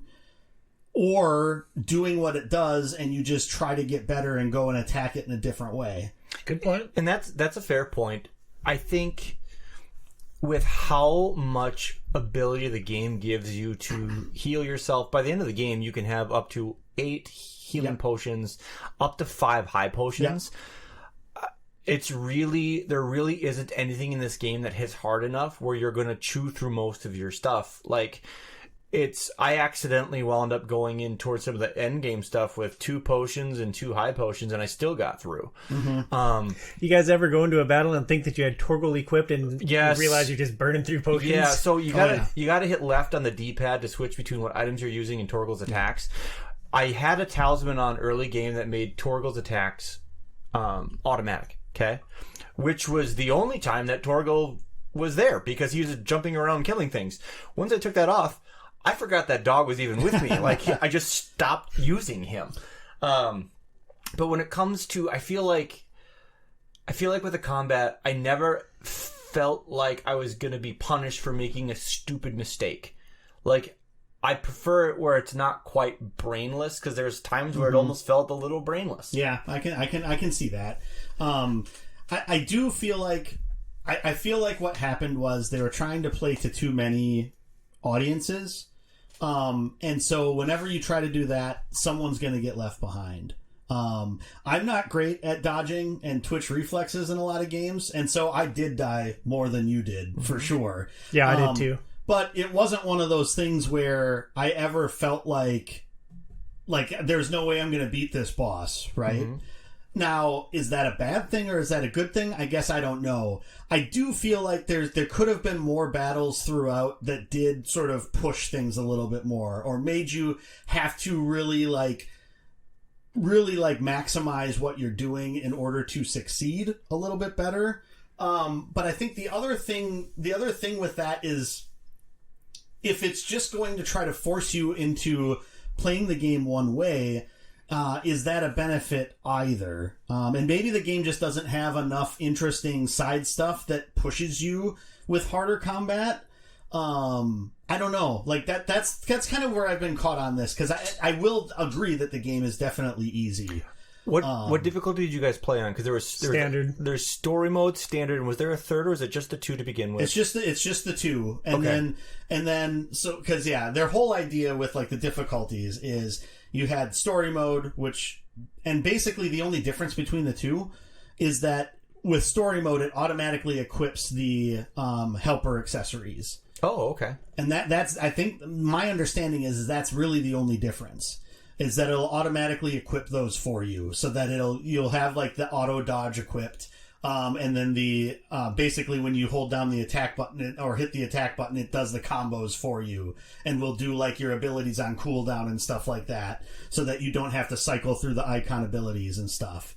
So I think that my understanding is that's the only difference between story mode and then standard. And then Final Fantasy mode and New Game Plus is supposed to be then that higher difficulty, but you can't do that until you beat the game. But the one thing that is different with that is that Final Fantasy mode switches up like combinations of enemies in places to make it more difficult.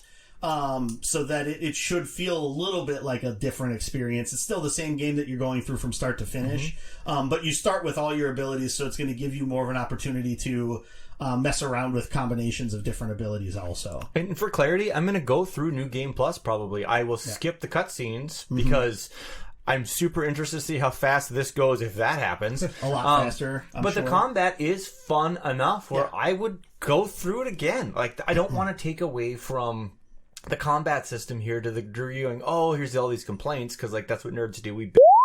But like it is. But we don't swear on mic, so Tom has to bleep it out. Female dog. It's not a swear. But like it's enough fun, or I will definitely be playing through this, even when you just pick it up and play for a bit, because it's fun combat, and when you're lighting up these icon abilities, which we're going to talk about our builds in a minute, like it is like eyegasmic, like the coolest stuff you see. That when they do some of these abilities, man, it's just over the top. And a lot of RPGs, like you're choosing specific gear for your avatar or your protagonist or your character. In FF16, Clive uses a sword from beginning to end. Did you guys miss having any flexibility in the types of weapons that you chose or equipped on your character? It definitely seemed like there was like one best at all times, right? Like there really wasn't much you can do it with the talismans, which is like your jewelry, right? Yeah. There is your build diversity. Yeah. But from an item standpoint, not really at all. This is the best bracer. This is the best waist armor. This is the best sword. Done. There was one instance where one of the swords was boosting something. I actually don't remember what it was, but that was like the only time where I thought like maybe I don't upgrade yet because this is giving me added, I think it was maybe HP. I'm not sure. There was one spot where that was like an actual thought, but otherwise, yes, it's really just putting the one that makes the number higher. But then very again, streamlined. I mean, it was easy to tell what was best for your character at any given point. And looking back at like some of the older Final Fantasies, like it's a lot of what those experiences are too. It's like, what's the best weapon for this character? Plug it on. You know, like Final Fantasy VII is like that. Remake is different because you have the equipment abilities to upgrade. That was a cool system. Yeah, that was a really cool system. So I think that's where this combat system, because you kind of have to take the advancement system along with it. I feel like that's the part of it that it was slightly missing, is it didn't have that extra hook that like Final Fantasy VII Rebirth system had with like leveling up the weapons and then sort of the option of choice there. And like it felt like in 16 you're collecting all of these crafting materials, but you're not actually doing anything interesting with it. It's just as long as I can do the one hunt to get this better weapon, then I can make this better weapon. And I'm going to have, because of the way I play the game, I'm going to have a zillion of these other random things because I've pummeled up enough like weak dudes to get them. And so I don't know. I wish there was a little bit more meat to some of those aspects of it. I think the advancement system with like learning the icon abilities and leveling those up was fun, but it wasn't like as deep or as choice filled as like the sphere grid, or even like the materia system where you're trying to determine what materia do I put on which character so that they get these abilities, or even like the Esper system in Final Fantasy VI, where you're you're learning the different magic based upon what magicite you have on. And so I feel like it was just missing that one extra piece that was going to help it to be on that same level. But from an actual, like the actual combat perspective, overall, I mean, it was more fun combat than I think a lot of the other games have been. Yeah. And they really, for clarity here too, we're talking about like the sword, which is like the most basic attack for the most part. They made icons to be in the spotlight. That was the whole point of the icon system. So we're talking about something where, like it was not, I don't want to say dull, but it was definitely much more of a secondary thought because they wanted icons out in front and they wanted all the attention there. Well, speaking of the icons being out in front and having the spotlight and being the center of the focus, there are some very large-scale boss battles with icons. Mm-hmm. How big tentpole battles? How do these battles grab you guys? Were they well done? Were they too long? Well, what do you think, Tom? How do you feel about that, Tom? Well, I mean, I know why you were struggling so much with how to word that question. So Yeah. why don't you start? well, we'll start. You fight a lot of. I don't want to spoil anything here. Yeah. You fight against some unique characters that are the dominants of these different elements. And Dominance, real quick. Basically, in this world, each of these essentially like gods, right, are attached to one living human at the time. That's just, they're born with it. And what they can do is they can call upon the ability of this god. That's what they're called, dominants. Yeah, so you're battling these dominants throughout the game, and there's one that's tied to a huge moment in the story, and you're battling against Titan, and it was seriously like a 45-minute to an hour-long fight. It was big. It was an epic scale, and I appreciated like some of the visual elements of it, but at the brass tacks is like ultimately, at one point you're falling down a chasm and like, dodge, alright, fireball, fireball, fireball, fireball. Oh, here he comes again, dodge, punch, punch, punch. Dodge, fireball, fireball, fireball, fireball. Oh, here he comes again. Dodge, punch, punch, punch, punch. And it was just, I appreciated the spectacle You had an extra of it. ability that you could do, and you could use that to help block against things and do damage at the same time. Yeah, Titan was a long fight, dude. It was. I don't know. 3 phases, right? 4? Was it 4? Yeah, because he 4. kept coming back to life. Like Garuda came back to life 3 times, Yeah. and Titan was 157 times at 45 minutes per phase. Like, I don't know. That fight is one of my... It's probably, like, one of my favorite, like, just in general, like, gaming, like, This is your set-piece Outer fights. Wilds of Final Fantasy. Visually nuts. It's Like, visually crazy, and it just, like, it, like, I don't know. I was along for the ride that whole time. Like, it just kept throwing different things at me, and so it's like, okay, I'll just roll with it this way. And it's just like, and it's, you know, knowing Hugo Kupka and who he is and what you learn about him as the story goes on, it's just like, yeah, the guy's not going to quit. You know, and so you're just going to keep fighting and fighting and fighting him. And I feel like with, like, the interstitial pieces that pop up as you're going from phase to phase to phase, or the things that help bridge the gaps between the phases, I don't know. I was just along for the ride of this, like, crazy anime battle that kept just escalating and escalating and escalating until it got to the end. And I don't know. It was like, it was a 45-minute fight. Like, Tom is not exaggerating. It's a long fight, but it is so much fun. And the way the music, like, evolves as it goes through and builds and then, like, iterates on itself, like every aspect of it, and kind of Clive's development as you're going through that battle too. It's just like there's so much cool stuff in that. I was along for the ride. I loved, like, that was one of my favorite parts of the game. Mm-hmm. And before we let Brian weigh in on it, like 2 out of the 3 icon fights, the big ones that I had, I loved. Like Garuda and Bahamut, I love those fights. But for some reason, Titan just, I did not enjoy that particular one. Yeah.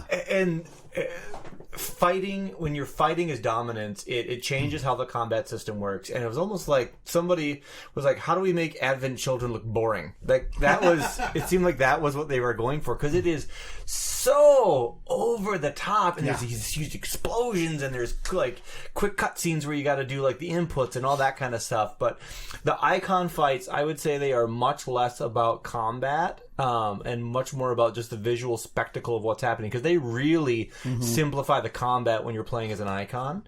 Well, and they change up the combat a lot. Yeah. Like, you have different abilities when you're Ifrit than when you're Clive, right? Some of the things kind of mirror, like, Titan's ability, or not Titan's, Ifrit's abilities that you can unlock and use to some extent, vary a little bit, but I don't know. It's interesting because it's fresh from the rest of the combat because it's different. And then each icon that you're fighting is a different kind of set piece. Like, one of the things that they were talking about with it is that their whole goal with each of the icon battles is to make them all feel very distinct from each other. They do. Yeah. And that's something that they definitely succeeded on, is it's like every single one of those fights is unique from the other and a different gameplay style. Like the first one that you fight in, they wanted that to be like a wrestling match. It's like a WWE, like AEW, like hardcore, like over the top wrestling match. And then like other ones, it's kind of like a shoot 'em up game, like the very first one that you fight in, and so like that was kind of their aspect of it. And also, they haven't really said exactly what yet, but both the Kingdom Hearts team and then the team at Platinum Games that did Nier Automata, both of those development teams worked on aspects of the game. Okay. I believe each one of them, my understanding is each one of them designed one of the icon fights. Oh, sweet. I don't know which one. They said, as once more people have played the game, they're going to announce like Platinum's got to be Cupca, right? Platinum's that's what I was thinking. That's my guess. That's what I was thinking because of how just crazy and over the top and all the different aspects of it. Felt like happened. Sonic for half of that fight. and ultimately, I could kind of see the Kingdom Hearts team being the one that did the Bahamut one, possibly, just because there's some similarities to some of the things that you do in the Kingdom Hearts series in there. But I think that was a really neat thing that they did with that too. But I don't know. I thought the icon battles were all really cool. And it helped to freshen things up so that you're fighting in a different way than you were throughout the rest of the game. And you have a little bit less choice as to what you have as a build in there. Like you have no choice as to what your build is in there. But they iterate and develop the abilities that you get sort of slowly over time until you get into a more fully fleshed kit by the end of the game, which I think is cool. So each time you're able to defeat one of these dominants, one of these gods, you take on some of their abilities. So, like, what did you guys, as far as, Tom, I know you're limited up to what happened with Bahamut, but, like, by the time that you stopped playing, let's start with you, what was your kit like? Like, what was your mix and match that you were using for your skill set? But I'm not going to have a lot to contribute for this, because I already talked about being limited to the starter abilities, unspecking, respecking.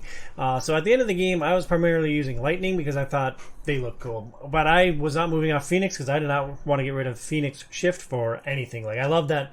Once I got used to not Phoenix shifting directly into attacks because it's dodge and Elden Ring. Once I made that adjustment, I view that as a must-have ability that I wasn't going to move away from. Yeah, and I could not play this game at the same time as Elden Ring because the controls were just different enough, and like that was the circle button, which is your dodge in Elden Ring. It's just like, it was killing me. So it's like, okay, well, I'm playing FF16, so there's no way I'm playing Elden Ring for a while. But yeah, that and you hate it with the burning fiery passion. Well, I definitely liked one of the games far more than the other one, so there is that too. That didn't make that made the decision a little bit easier. So what'd you kit out then with Joe? Like, do this. Tell me what you kind of used for most of the game, and then towards the end, what was that end kit, and what were you building it for? So, like, the three big abilities that I used throughout the majority of the game were Ifrit's Ignition ability, which I talked about before. Gouge, because just building up Stagger is really nice. Yep, from Garuda. And then Titan's Windup. Mostly just because the grunt is like epic. So those were like the three abilities that I would plug in and mix and match. Like, I had those mastered pretty early on, and then as I was getting the new icons, I would plug those abilities in for different things as I would go through. I really liked having. I bounced back and forth between either having Phoenix equipped for Phoenix Shift or having Garuda equipped, because it is really nice to use her pull down ability to when the big guys are partially staggered, to really wallop on them for a little bit extra time. Yep. So how that works is, once you got a stagger meter, once you drive it all the way down, you get an opening. The more hits you get, the more the multiplier goes. And with Garuda's attack, once they hit halfway, you can pull them down to their knee, and it just creates an opening, and you just go ham. Yeah. So it like gives you an extra like mini kind of stagger window that's like maybe a quarter of the length of time, but it's enough time to get in a couple of hits. Yeah, and if you're using the Gerudo stuff, you can shred that thing down pretty quick, particularly with Gouge. And so then it basically was, as I was unlocking icons, I would switch to those and use those for a while, and then basically kind of rinse and repeat as I went through. Similar to Tom, I really didn't unlock many of like the main, like the big abilities for any of them. You boys. Just because the cooldown was so much. And really, if you think the game's too easy, hey, maybe don't use the big abilities and the game's a little bit harder, huh?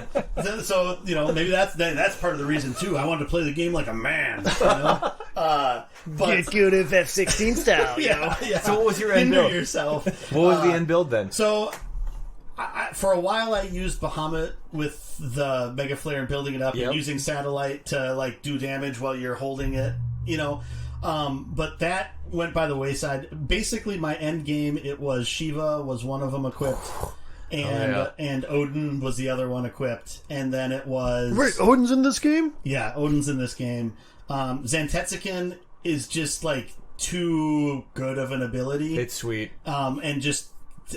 So I did unlock his sort of third tier ability. Yep. Because it stops time, basically. Yep. And so the fact that you could just sit there and wail on them, build up your Zantetsuken gauge so that you can let off the Zantetsuken attack is like, it's too good. And then Shiva's like ability to freeze, like with her circle ability. Oh, yeah. It's I don't know. I feel like that's probably broken. It probably is.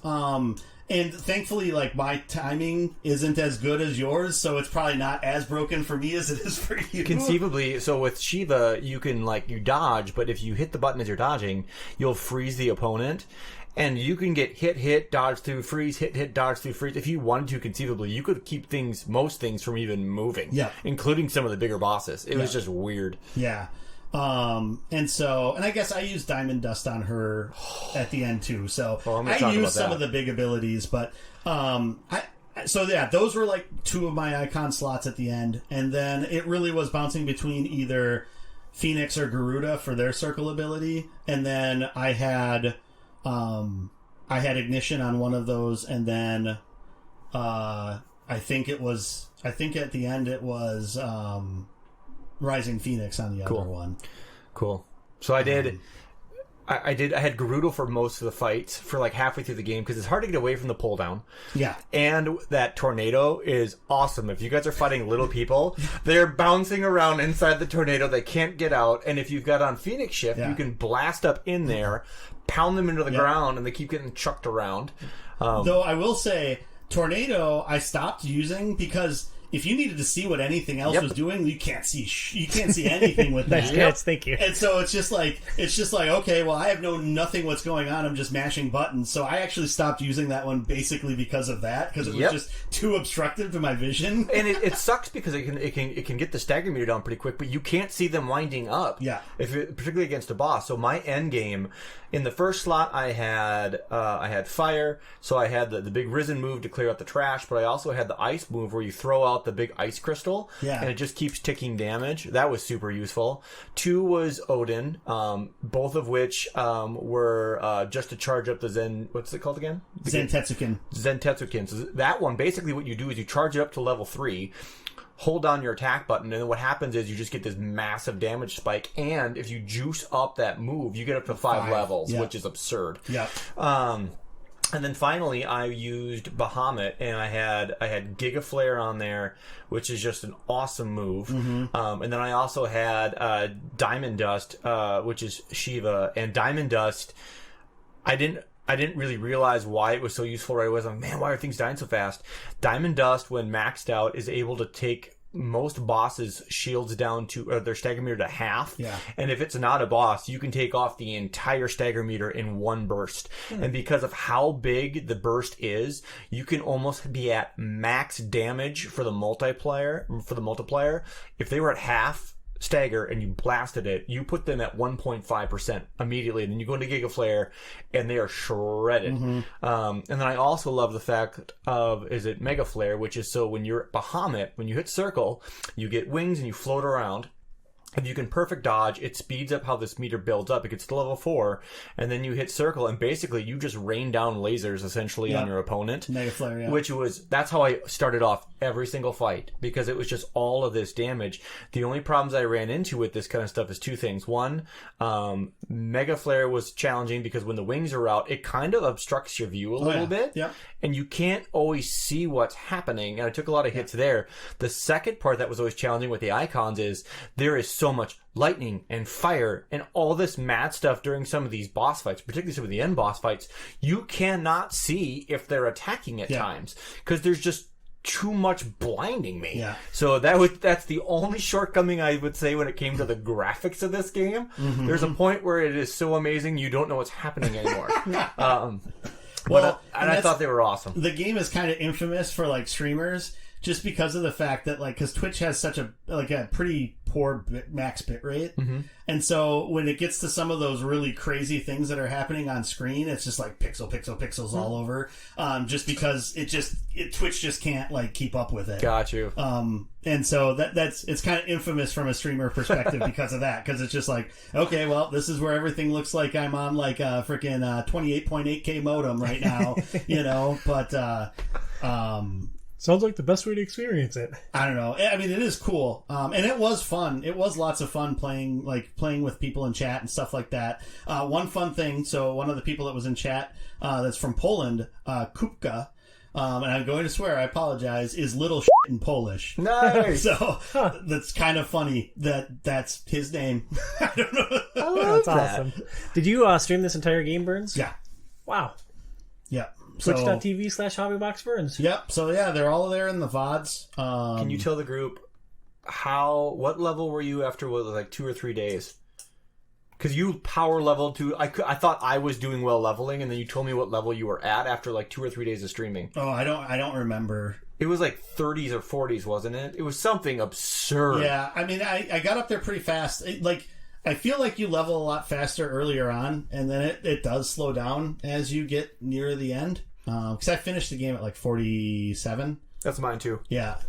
But yeah, I mean, pretty early on. Yeah, I think I was in the 30s pretty early on. It was crazy. I was in the teens. I'm like, oh, I'm doing super well. Burns yeah, 38. I'm like, what? I think it was 32. The combat is great. The icons and the icon abilities are great. It's a visual spectacle. Our thoughts on the narrative as Clive and Final Fantasy go full on Game of Thrones. Game of Thrones in a good way, Burns, or Game of Thrones in a bad way? No, I mean they finished it, so Game of Thrones in the best way possible. And the unachievable. Yeah. Well, I guess Tom didn't finish it. He's looking for the George R.R. Martin experience, so he can't play any more of the game until George R.R. Martin writes another book. Yeah, no, just give me a whole bunch of stuff about the history of Rosaria, and it'd be great. That's the active time lore. You just go talk to Harpocrates and sit there and just read that stuff as your filler content until forever. Yep, until forever. I think the story, the narrative is definitely a strong suit.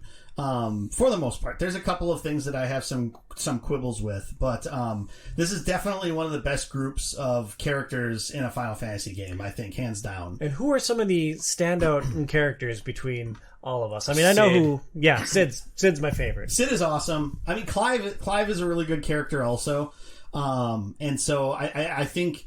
I really do like Clive's character. Sid is a standout. Best Sid, in my opinion, from the games I have played, which is not quite as expansive as yours. This is the best Sid for me. I feel like this is the biggest part Sid's been able to play in a game. I think so. I mean, he's a party member in FF7. Yeah. And I can't remember any other... Who beats his wife. Oh, I don't remember Or that. at least threatens abuse on his wife. Yeah. He's kind of a problematic character in Final Fantasy VII. Yeah, and I don't I know I've run into Sid in the other games, but I don't remember him having another prominent role. So he's in 15, isn't he? Because his daughter Cindy's there. Yeah. So Sid was one of Noctis's father's retainers in 15. Mm-hmm. So he was what Prompto was, I guess, to Noctis's father. And I said Prompto because I don't see him like an Ignis or like a Gladio, so he probably was Prompto. Fair. It's the hair. Yeah. And then in 6, he was more of a side character. He was kind of like the guy on the inside of the Empire that was like good. So like he knew Celis really well. And then in the world of Ruin, he like is with Celis. Because then there's like the infamous you have to go find fish for Sid.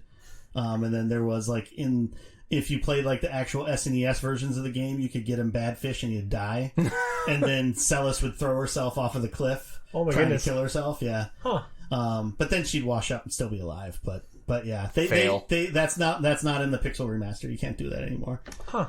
Which is a little unfortunate because it was like it was a crazy scene because it was like emotional, but then also it mirrored the opera house scene where she's standing at the ledge and throws the flowers off. Instead, she's standing at the ledge and throws herself off. It's like, I don't know. I thought that was really cool. But anyway, we're getting off. So yeah, I feel like this is like the most Sid has had a chance to shine.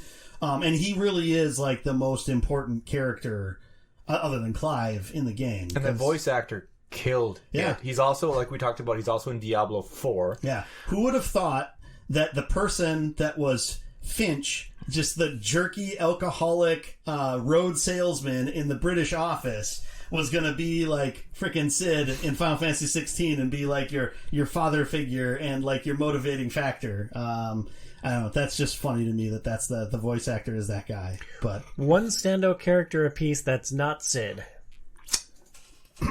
I'll go first. Kupka. Like, I thought Kupka was an awesome villain. Like, he was a big BA MFer and he knew it. And, I thought it was a little silly how worked up he was about Benedicta, but overall, I thought that he was an awesome villain and I really enjoyed taking him down. So, I think the thing about Hugo that's so interesting is, like, just, like, the sadness of the position he's in. And maybe when we talk about spoilers, we could like talk about that and how like it feels like everybody's maneuvered him into like this spot and like he can only do what he's going to do. And that's like kind of like sad. Like it's like super unfortunate for him. So yeah, I don't know. Kupka is an interesting character in that way. I already talked about Benedicta, so I'm not going to use my one character on that. So we're going to do the dog. Let's do Torgal. Also, we didn't mention this in the combat, but I hated controlling Torgal, and he was just a bullcrap healer. Like, he was worthless as a healer. Healer It wasn't noticeable. Yeah, healer was pointless. It was fun to do, like, his punishing sick moves.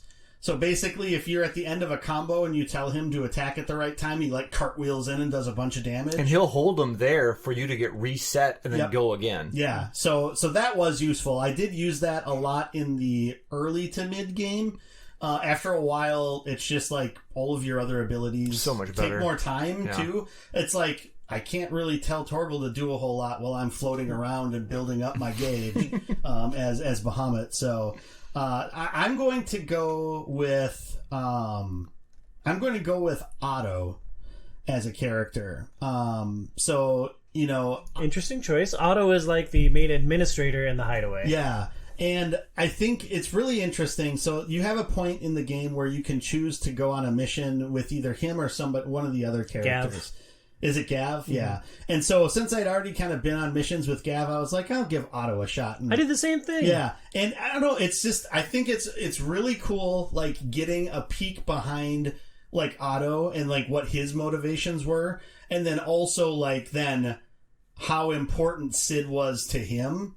Which mirrors, it's not the same way, but it's similar to how important Sid was to Clive, right? And that's the only spot you probably would have got that info. Yeah. If you didn't take that side mission, there'd be a whole relationship aspect you had no clue on. Yeah. And I think the game kind of does that deliberately, because then the other time they give you the option to do that, you could either go out with Jill, who you've traveled with a bunch and have had, you know, lots of things to do with Jill, or with Tarja, the healer in the camp. And I chose Tarja too because Samesies. It was just a good opportunity to get to know, like, that character. And so, yeah, I thought Otto was a really neat character, and the fact that he's, like, always kind of that, like, hard-headed figure when he needs to be, but then he's, like, that still that person that's there for you if you need them to be there for you. And a lot of that comes out more in like the side quests. Then, I mean, he's still a main part of the main story quest because he's a lot of the time you're consulting with him before you go out. But I think there's a lot of other aspects of that kind of come out, and like how he's trying to mold and keep the hideaway going. I just think it's a really neat character and what they did with him in that sense. They found a way to make you care about the lead administrator, which Yep. is a pretty remarkable task. Mm-hmm. I would take, there was two, Uncle Byron. I really liked a lot because Yeah. he was just funny and... I found it so irritating. What? What? I thought he was like the most Tom character of all of them. like he's like theatrical, and he comes in at the right moment and like has like the solution for things that needed to happen or whatever. Like the argument between him and the field marshal as they're trying to like just survive a situation. Yes, it's so great. And they're just, I'm sorry, battling with each other. But it's just, that part killed me. And then I really liked Dion. Dion's kind of a tragic character in a lot of ways. Yes. And we'll get into that maybe in the spoiler section. But he's also, he is an LGBTQ plus character. And it was super subtle when you kind of get that confirmation with it. And they just let that happen in a really natural way. Because like sometimes, we exist in a time right now where we are trying to be more inclusive to groups that have been marginalized. And I think that's important to do, particularly in media. But sometimes there's like really ham-fisted ways to do it. Like, oh, let's take this character and make him like a flamboyant drag queen. And look at it, look. And it's just like, yeah. And that is, sometimes subsets of the groups. But, there's other aspects to it too, and Dion was a character that I thought was so well done because it was just so natural the way that everything was portrayed, and like you really feel for him as the story goes on. Yeah, it's super heavy. There's another one that I want to bring up, but we can't do it until we get into like the more spoilery stuff. But there's another character that I'd like to touch base on once we get down that way. Cloud. Shh, you're not supposed to. Sorry. Oh, sorry. That was probably really bad for people's ears. I apologize. Yeah, well, I'm going to leave it in there for all time. One quick response on Lord Byron. I just thought he was a bumbling idiot. Like, it was just too over the top and too much I don't for think me. I think he came off as that, but I feel like that's his front so that people like overlook him. He was highly organized. He was smart. He was putting things together. Yeah. Like he was able to put up a front where they thought he was helping the current regime. Yep. And he was still running all this stuff on the back end quietly. Like he was intelligent. Well, that's interesting. Like, I seriously think, like, because then, yeah, like that scene that you're talking about, you're just like, well, how's he going to be able to fight off, like, all of this stuff that's going on? And it's like, I mean, he's clobbering people with the axe, and he never is really, even though he's jaw-jacking at this other guy, it's like he's never really in danger. Like, he's like, he knows what he's doing. Yep. He talks about how he's dangerous. He's like, as alone with an axe, he's like, I'm quite dangerous. Like, he knows what he is. It's just, I think he just comes off as that goofball because, like, when he first meets Clive in the game, and it's just like this whole weird theatrical thing, and it's hilarious, but I don't know. I agree with you. I thought Byron was great. Is there more coming with Lord Byron? Yes. Or if A lot. Okay. Well, that could change it. I mean, I thought the scene with him and Clive in the inn was masterful. I thought that was really well done. But then, like, wandering around the desert with him, I'm just like, oh my god, this guy can go back to run his operation. He does a lot more of the overarching organization and planning later on in the game. Like, he takes a much larger role in the continent's affairs. It'd be the best way I could put that. Yeah, I think that's a good way to put it. So overall, you guys enjoyed the narrative. And the narrative is another strength of an already very strong presentation. Real quick, what I would say about the narrative too, this game really did have the potential to go off the rails with being confusing and lost, because this is a deeply narrative game. We are talking about, you've got five kingdoms. They are ruled in different ways. There's different players in a billion different ways. And what the game did, and I pray that for games going forward this is taken on, there's a compendium. So if you hold down the touch bar on the PS5 pad during any cutscene, it will stop and show you every active character that is involved in that scene and what has been done with them up to this point. What it will also do is when it brings these up, if there's anything new they've added to that character's backstory, there'll be a red dot on their icon as well. So you go, oh, there's new information just in case you forgot something. Yep. I had to read about how Senbreek was organized as a government 12 effing times because I'm like, what is going on again with them? Oh, right. Oh, they're run by this clergy group. Right. Okay. I got it. But I had to keep reading it because there was just so much happening. Yeah. And that made this so approachable, and it helped the story so much because you could have gotten lost easy. Yeah. And I didn't use the active time lore all that much. Like, I was smarter than everyone. I was just trucking along, and I'm like, I don't really know where and who Walud is, and I don't fully understand, but it's like, I'll probably figure it out. Or you're the story guy. I know I'm the story guy, but I don't like stopping to read the background. Like, it was just a pacing thing for me. Burns, you like to see, touch, and consume everything in a game. Like, where do you come in on the active time lore? Oh, I think I don't know. I feel like I would really like to see more games do that. Because I'd like to see Elden Ring do it. That's for Elden Ring, because I don't even think they would need a mod made by the people that do the YouTube channels that actually write their stories for them. You would hit the button and a question mark would come up and be like, oh, okay. So I just think it was a really good way because they knew they were creating a complex story. And I know leading up to launch, there was some like negative news outlets, like stories that came out that were basically talking about how they've created too bungling of a story, so they have to have this crutch in order to do this. And it's just like, no, it's just when you have a lot of different characters and you see them on screen again, you're like, okay, who the heck was that? I hold down the touchpad, I look at, okay, it's this guy, I remember this now. Or you can get extra added information that like you don't necessarily need to know, but it's a good to know type of thing. And then the fact that you can go back, talk to Harpocrates, and he will have like the whole compendium there. You can look through and see, and there you can actually look through like which parts of the story did the story evolve for the different characters. And they'll also show related posts. So like if you're interested in this one thing, it's like, oh, here's all the other things that touch on that. Yeah. That's a nice touch. No, it's such a far cry from just you find a book in a house and you look at the book and you read part 3 of 10 of this story. You know, suck on that, Elder Scrolls. Yeah, I mean, and that was cool at the time, but this is like actually like taking it to that next step, and I love that, and I'm glad as somebody that really likes the lore in games, like I love that they put that much effort and time into giving you multiple ways to interface with the lore and to get at the information that you need to get, because then you also have, I can never remember her name, but the Annabelle? No. The Jill? gal in the hideaway that Karen. shows you the map of the different characters. Ninetales. The woman from Vivian. Sandbreak. Yeah, Vivian, Ninetales. And that gives you another way to look at the interconnected relationship of all of the different characters, depending upon what part of the story you're at. And even go in and say, oh, hey, what in the heck's been happening if I haven't played it for a few days? And you can go in there and it tells you this is what Clive is doing now.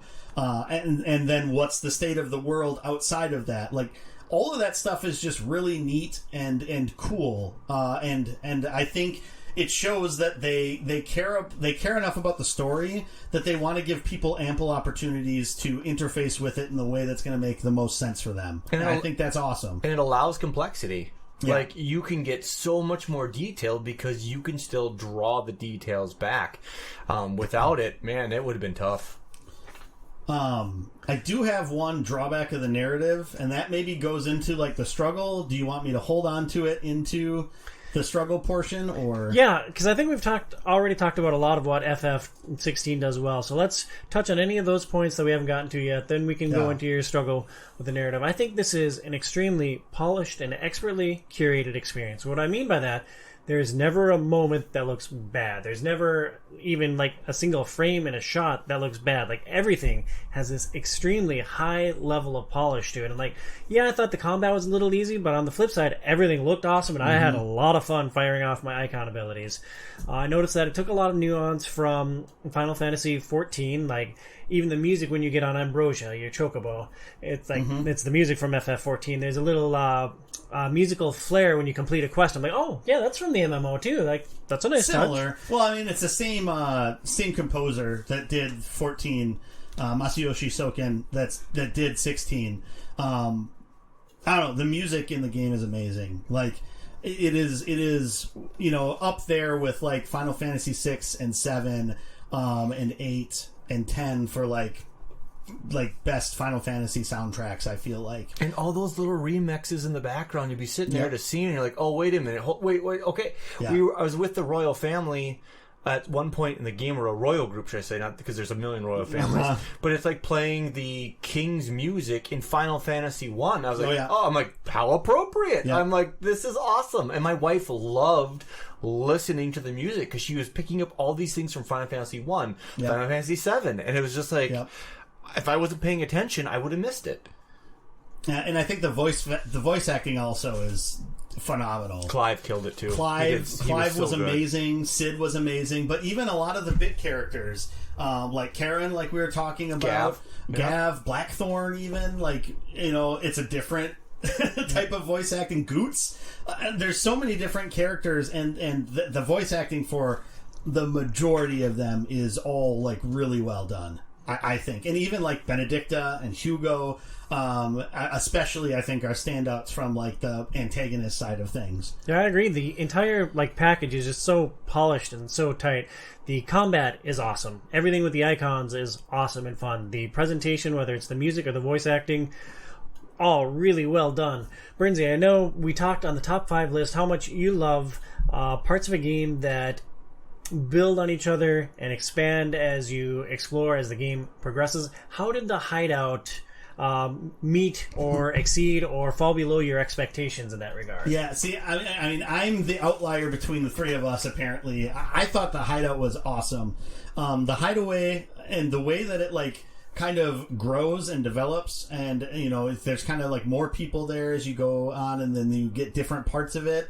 And I think just in general, like, as you get to different points in the game and you're walking around, similar to like in Final Fantasy VII Remake, different people are talking about different things, like as you're walking by them. Everybody has something like different to say when you talk with them later on in the game. If you buy drinks at the bar, at different times, the bartender will talk about like some aspect of the story that's going on at that point. Whether you buy it for yourself or you buy a round for the Hideaway, which, other than like a trophy to pop, I don't think there's any other benefit to just buying rounds of 10,000 gil to spend on getting beer for everybody in the Hideaway. But it was something you could do, and so I did it. And I don't know, it felt like a living, breathing area, and I didn't ever feel like it was really tedious to get from point A to point B, because it was like, all right, well, I have to go from the hunt board area to where engineering is, and so as I go up that way, I'm going to stop and I'm going to talk to the lady that's always infatuated with someone, and then I'm going to go to engineering, and then when I have to go from engineering over to here, I'll stop by and talk to Goots. And I never stopped to talk to Goots. Really? See, and it's just like there's just so many.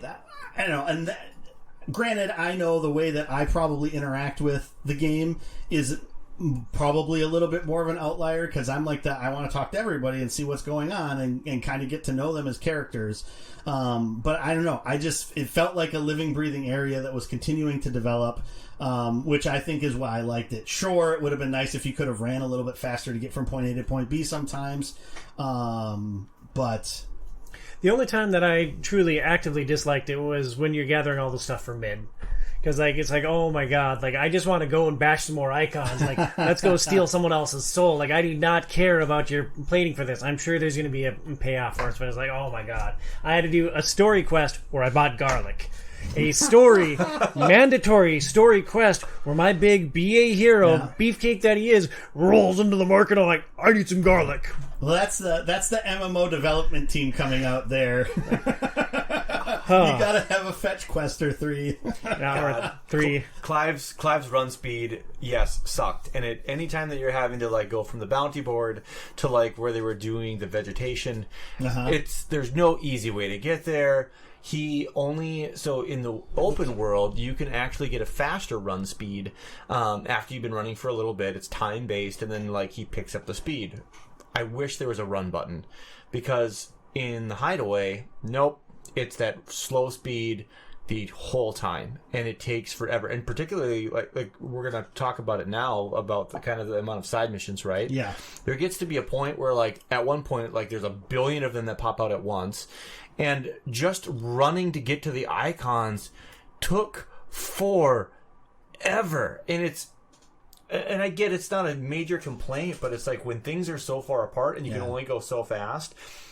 Really, really painful. Going down to the gardening areas, especially. Yeah, because it is so far away. So on that point, with the side quests too, it's like one of the places where the game really fell back. And I know a lot of the commentary that came out around it when the game first came out was that the side missions, the side quests were bad. And I don't think that that's the case. Like I would say 2/3 of them I enjoyed.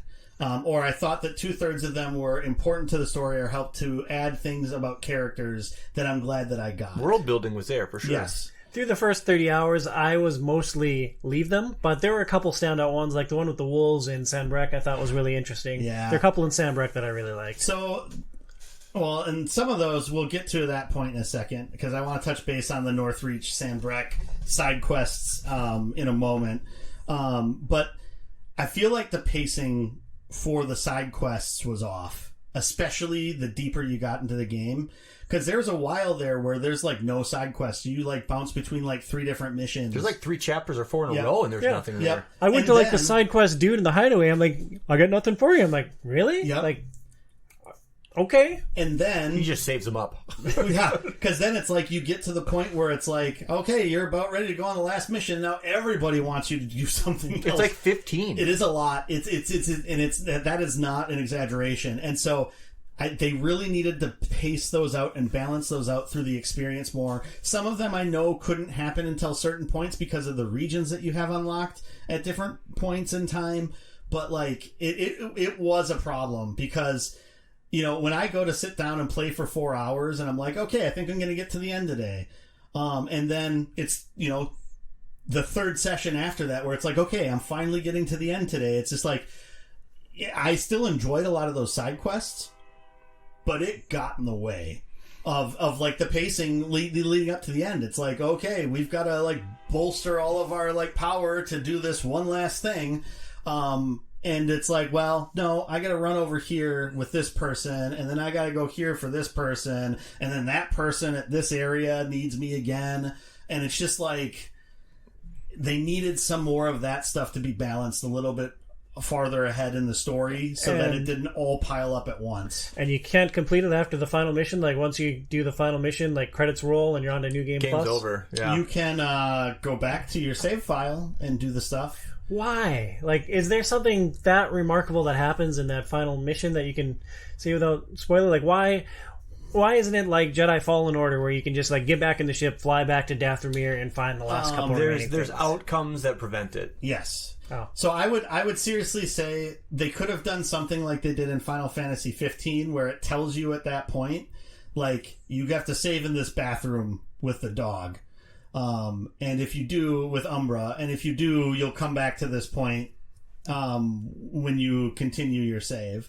But it's basically like, you know, if you're going to the end, like they should have done something like that where it's just like, hey, you can come back here and do this stuff, but you're moving forward to the end, and it's the end. And even though it like shoves about a billion side quests at one time, those side quests at the end are pretty critical because they give you some of the best gear and some of the best items at the end of the game.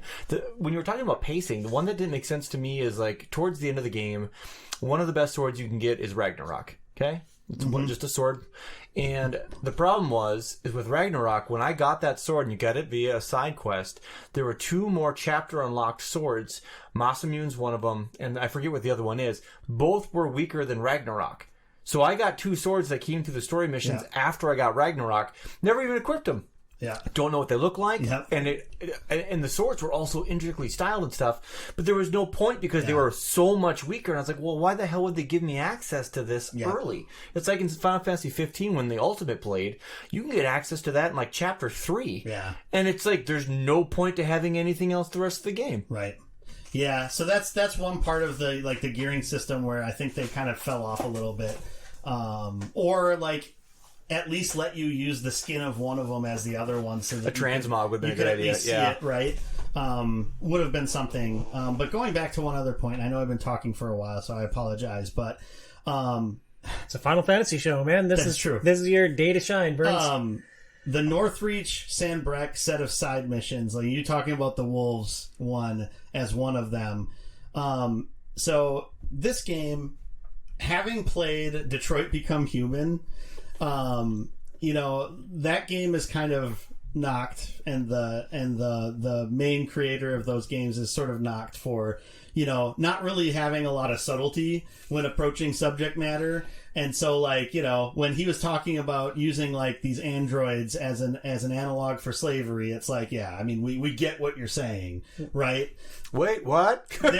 there is points in this game, and specifically when you get to the Northreach area and you're doing like the side quest between Northreach and Moore, where it's just like, okay, like it got to the point where it went from like, like the way that the branded are treated is bad, right? Because that's like one of the main things is like sort of the subjugation of the branded, how they're treated basically as slaves, as less than everybody else. Like that's one of the main points of the game. But it felt like at that point that it like turned into like, just like they just went over the top with it and like just kept hammering it over and over and making it to the point where it was like, these people come off as like vaudeville villains, the way that they're like treating these branded. It's like, I'm twisting my mustache and these people are making magic. No Christmas for you. Yeah. And it's just like, it's just so over the top, and it just got to the point where they were less subtle than David Cage in Detroit Become Human with how they approach the topic of slavery. And it's just like, come on, like we got the point. Like, you don't need to keep hammering it to us over and over and over again. And maybe that landed differently for other people. No, I'm with you. And the problem is they didn't do that late in the game either, because there's some horrible missions about the orphanage and, like, the prison where, like, it's much more subtle with what they're describing. And that stuff landed much better. Yeah, and they didn't have to keep smacking me in the face with it. Yes. And so I feel like there's a couple of those instances where it just, like, it got, like, a little bit over the top where it just basically became funny. And it's like, when I was streaming it, and then when I was watching another stream too, and the wolves thing happened, and it's just like we were all laughing because it's just like, it was at that point, it's like, we get what you're doing, and this is just over the top at this point.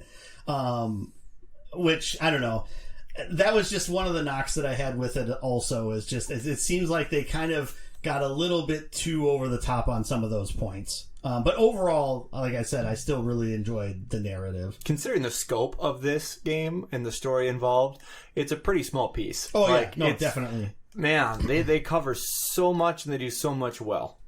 We are going to have to be a little bit concerned about time moving forward. Other struggles with Final Fantasy XVI. The one that stands out for me is I just missed exploring. Like, one of the things that I take from Final Fantasy is, like, wandering around the world and, like, looking for treasure chests. And, like, this, it's a very, like, God of War approach where you're in zones and you're kind of on rails. There's a little bit of opportunity to veer off. And with the hunts, you have a little bit of flexibility to try to find where these different monsters are. But for the most part, I was on a path and just mowing down lots of mobs to get to the next icon.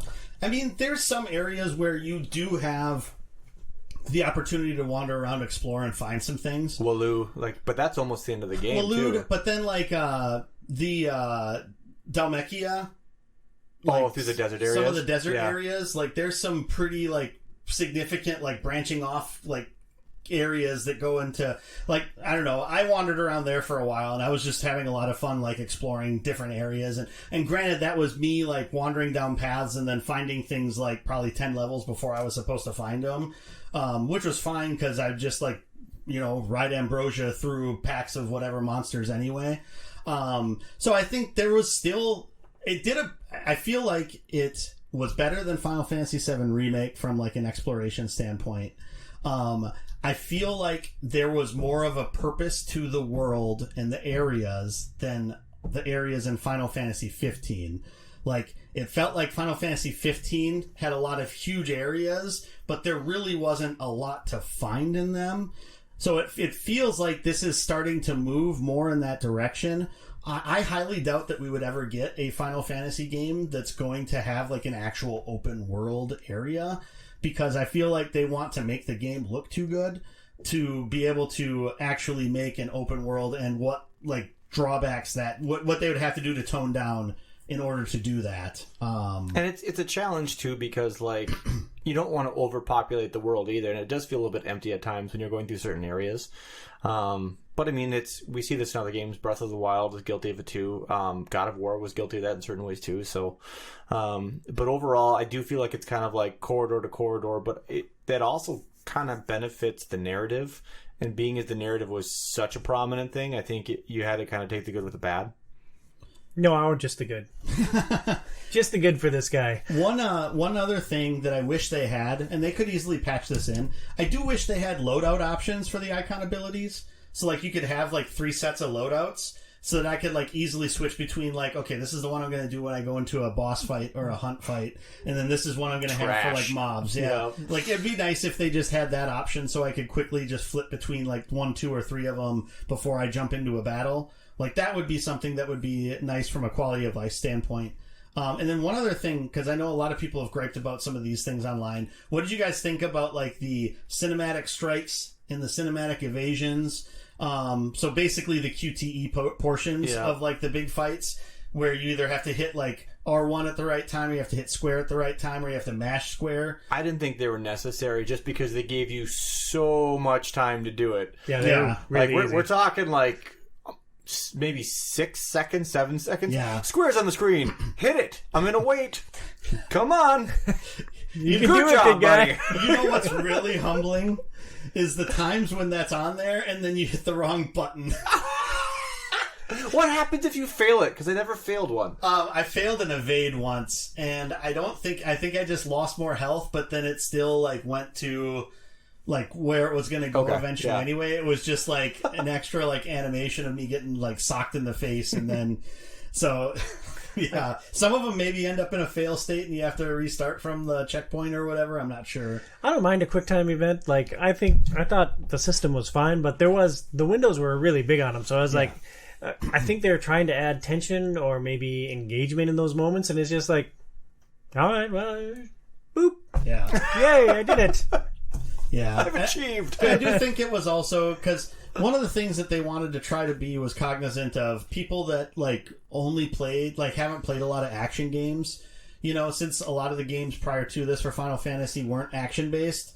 So I think they built in a lot of mechanisms. I feel like this is one of those that's kind of like part of that. But yeah, the timing window is like insane for them. Like you have all day. Like it's like, oh, I was walking to the fridge, and shoot, that's happening. Like, I just have to move a little bit faster and get back and hit square, and I'm good. And those people are like, oh, I don't know what all these people are complaining about with these quick time events. Certainly seems pretty easy. 5 minutes for our final thoughts, and then 15 minutes for our spoiler discussion. I thought this was a great experience. It's not going to be in my Game of the Year discussion, and it certainly lags behind some of the big tentpole PlayStation 5 games for me, like God of War and Horizon. But a question that I have for you specifically, Burns, is this the best place for people who are new to Final Fantasy to jump in? I mean, I would say so. It's definitely the combat system's more like a lot of the other like action games you would have played. So if you're more of like an action game player, like this is probably a good way to get in. If you are like a FromSoft player or something like that, maybe this isn't going to be as punishing of of a game that you're maybe looking for. I think this is a good place for people to jump in. I really enjoyed the game. I think it's phenomenal. I would recommend whenever people have the option or the ability to play it. So, you know, if you have a PS5 or you get a PS5, or once it releases on PC, because they are going to do a PC version of it. It's just, you know, exclusivity goes to the end of the year. I actually doubt that they'll the game ready by then. I would maybe think next summer would be when a PC release would happen. But I would highly recommend for folks to play it because I think it's a really fun experience. And it's, if you don't do a lot of the side stuff, it's still going to be like a 60-hour-ish experience, probably 50, 60-hour experience. Holy cow, I got a lot of game left. You got a lot. You do have, there's a lot that happens yet. I have, according to the PlayStation tracker, I have 28% of the game left, but that's 30 hours in. Yeah. You're probably more on like what was your hour count when you finished? Off the top of my brain, maybe like 60 something, like 70 something. Yeah. I got a lot of game left. Oh man, I thought I was close-ish. There's a decent amount. Well, and it depends if you do a lot more of the side stuff or not, Yeah. Gotta touch it And all. the hunts. Mm-hmm. Brian, your final thoughts on Final Fantasy XVI before jumping into a spoiler discussion? Probably my favorite one. I don't know if it's this or if I don't know if it's Final Fantasy VII the remake. And the only reason I like remakes so much is because of how the characters work. But this is my favorite combat system, and gameplay is a huge thing for me.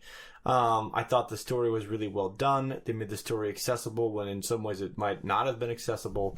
I think that this is an awesome game to start with. I'm really looking forward to as well because this thing was locked in at 60 frames. I'm really interested once they do a patch that allows that VRR to kick in. This is going to be stupid pretty. Mm-hmm. And I'd put this ahead of Horizon for me. I love Horizon as a world, but the narrative is nowhere as strong. And the combat isn't as fun. I enjoy this combat more, so I'd put this ahead of Horizon. Interesting. Me too. I do think it lags behind like God of War and Ragnarok, and probably like Spider-Man and what probably will be Spider-Man 2 from that sense. And I know yesterday you asked me how I feel like this rates with the other Final Fantasies, or how it rates in general, and it's probably not in my like highest tier of games, but it's probably in that next level down. Yeah, it's a great experience. If you're interested in a spoiler discussion, stick around. I'm going to read a brief outro here, and then after that, we're going to come back with our complete spoiler-filled discussion. Next month, we're going back in time to check out Kingdom Hearts. We'll talk about the iconic video game franchise and the board game Kingdom Hearts Perilous Pursuit. Bernsey, you excited for Kingdom Hearts? Yeah. He said with trepidation. Well, you get our full thoughts next month. Thank you so much for listening to Outside is Overrated. Please support our show on Patreon at patreon.com/OIO. For Brian and for the Hobbybox Joe Burns at HobbyboxBurns on X and twitch.tv/HobbyboxBurns. I'm Tom Sedlacek at TomSedlacekOIO. We'll talk to you next month. Stay inside, kids. Except not really, because now, spoilers. Hey, we're limited on time. Oh yeah, okay. Spoiler discussion on Final Fantasy XVI. I got as far as Bahamut, so this is all going to be new to me. I'll stick around. Okay, question number 1. Does Clive die? Is that why this is a tragic story? They kind of leave that open. So, like... How do you not know? Is there a head lying on the ground, or is there not? 5% leave it open. Yeah. So he's dead.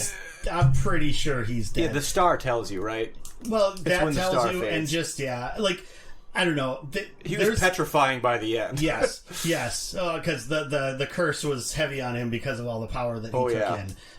I feel like there's a theory that I saw online of... Is this the hopium? Oh, yeah, this is the hopium I was talking about, where it's like, because Harpocrates gave him the quill so that he could write his story, and, how he was talking to Harpocrates about all this stuff, that, Joshua's the one that died and Clive actually lived, or Joshua brought him back to life and died, and it's just like, people are just making shit up because they don't want Clive to have died. Yeah, your fan fiction isn't working. Yeah, it's just like, it's... By Torgal's reaction and Jill's reaction and the star disappearing, I'm pretty sure that he's Dion, Joshua, adult Joshua, and Clive all go to the origin to finish this thing off, and they all die. I don't think so. You think Dion lives? I think Josh lives. You think Josh lives? Well, he was the one that wrote the book at the end, which is the chronicle of the entire story. Oh, that's fair. Yep. He seemed pretty dead in that scene, though. But he's a phoenix. So I don't know. Sorry to crush what happens at the end of the game.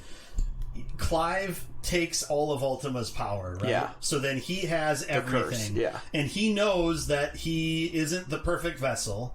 So that basically he's going to use the power while he can to try to set everything right. One of the things he does is, he heals Joshua at that point.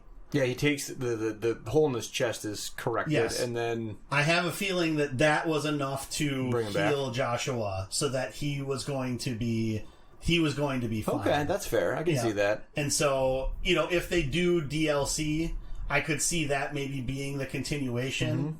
It's just whether they want to make it where you play as somebody else other than Clive. So then if you're Jill going out to try to find Clive and then you find Joshua or something like that, that could be interesting. But yeah, I have a feeling that Joshua survived. I mean, Dion, I think, is almost certainly dead. For sure. Because of the sacrifice that he made. And then, I'm pretty positive that Clive is dead too, and they're showing you basically...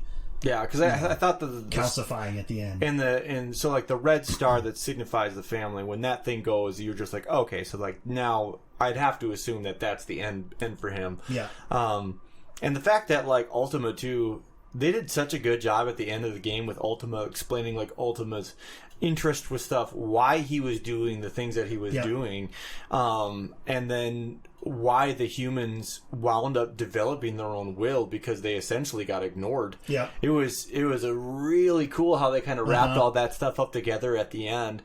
I was worried that they were going to struggle a little bit to complete it in a way that was going to be a satisfying ending, and I think they ended it the way that they should. Oh yeah, definitely. I feel like it was a very satisfying ending.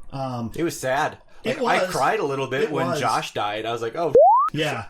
But no, I feel like it was the best way to kind of like, and it was where the story, like that was Clive's journey. Like he got to do everything that he wanted to do, and granted he would have liked to have gone back to his friends and to Jill and everything like that at the end.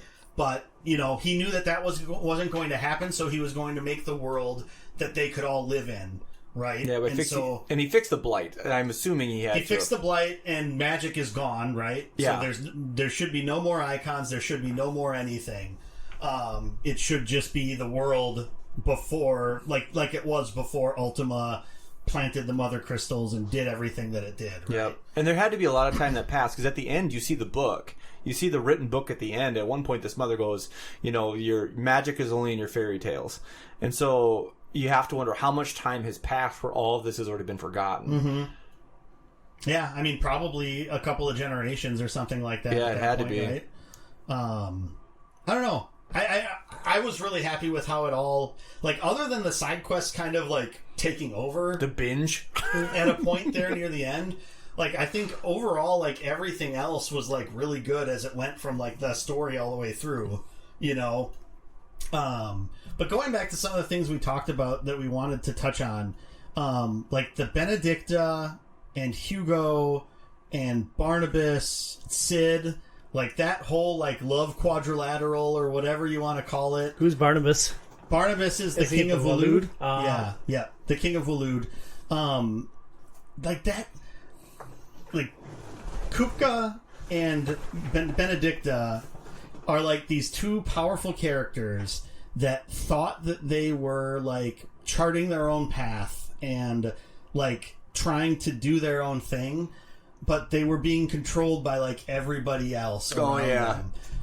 And the unfortunate thing for Kupka is that he didn't have Sid, who was looking out for him and trying to like tell him the error of his ways. Like Benedicta at least had Sid, who was trying to like get her to realize what was happening and that she was just being used, but then she was using Kupka. Barnabas is using him after she's gone, by chopping off her head and sending it to her in a box. Do they explain? They don't explain it, but it was him that did it. Yeah, he wanted the reaction. Okay. Because then that like was I always also... wondered, like who set up Seven? No, I'm positive that it was Barnabas, because that's what drove Kupka to do what he wanted him to do, which was go attack Rosaria and hopefully take out, or at least attack Clive, to get Clive to collect more power. Right? Kupka losing his hands was so one cool. of the most badass points of the whole show. I was just like, oh, Jesus. Yep. He's trying to eat a meal with his little rock hands. I'm like, oh, you suck. Well, that was one of the things too. Like in the fight between Ifrit and Titan, like because he grows back the hands for that fight, and so then like later on at the end when Ifrit is like, well, if you can do it, then so can I, and he sucks in the ether and grows the big rock hand and starts punches at him. Like, it's just so good. I don't know, like there's so many little touches like that where they like kind of go back to things that popped up before, or pull things in. I don't know, I really enjoyed a lot of that. But I think just like those antagonists and having those like levels of things to them, and then like you haven't really gotten too much to like Barnabas or anything really about him. No, they've just teased him. Although one thing I think they did masterfully was the way they structured the different arcs. Because like first you're battling against Benedicta, and then like that arc closes, and then the Kupka one springs up, and then as that's closing, they're teasing Walud, and it's like, oh, that was really well done. I meant to mention that in the strengths of this game. Yeah, and so because that could have gotten muddled. Yeah. And you know, and really, it's interesting because, you know, when you get down to it, Barnabas doesn't really have anywhere near the motivations that like Kupka or Benedicta has. He just is like, oh, I'm serving Ultima. Like, Ultima's my religion. Is he boning Ultima? Because it's that point where they're both nude, and he's with Benedicta, and then she turns into Kupka, and I realize, I'm like, oh, that's Ultima. And it turns into his mom. Right! And I'm just like, wait a minute. I'm like... No, I saw that scene. Oh, it was very confusing. I'm like, is he having sex with Ultima? Like, what is happening here? Pretty much. You know, yeah, he loves his god, apparently. Really? Yeah. Like, really loves him. Yeah. So what was the deal with Annabelle's last child? Like, I was confused. Was that child Ultima incarnate, or like there's a scene where Dion kills the kid and like he just dissipates into dust, and then Annabelle kills herself? I'm like, wow, there's a lot to process there. Yeah, so that was the other character I wanted to bring up, because for the longest time you feel like Annabelle is like the mastermind, not even maybe the mastermind, but also just this like complete backstabby. But really it's like, because she says at the beginning of that when she's talking to Clive, it's like she thinks Joshua's dead. Clive was never going to be the dominant, so she needed to create another dominant. And like Joshua was so weak, like this was even when she was alive, but it was like she was trying to align their bloodline with the most powerful ruler. And at that point, she didn't think the Duke of Rosario Elwyn was the dominant ruler. So that's why she was making the deal with Sambrek. And so then when Joshua died, you know, that's when she decided to have her other kid, which, what is his name? Don't remember. Olivier, right? Yeah. Olivier. And so then it's like, I do think that Olivier was like a manifestation of Ultima. And then that's how Ultima was pulling the strings of Sambrek to do all the things that it wanted it to do. Because he needed Bahamut to go nuts. Yep. And needed like all of the things to happen, and like, because when you look at it, Ultima is basically, since Ultima is moving Barnabas, and Barnabas is the one that's moving all of the other pieces, they're the ones that are putting all of the icons in front of Clive, so that Clive can gain all their powers. Yep. And to try to become his perfect vessel. It's funny too, because considering how these icons are supposed to be like the most powerful things in the land, virtually all of them are manipulated in some way or another by something else. Like that's all of them are manipulated. Well, the outside people of maybe are. Josh. The people are. Yeah, not the icons themselves. The icons themselves, hosts. because we don't really know like where that power manifests from, and if there's like these other beings that are like called down into that, or how exactly that works.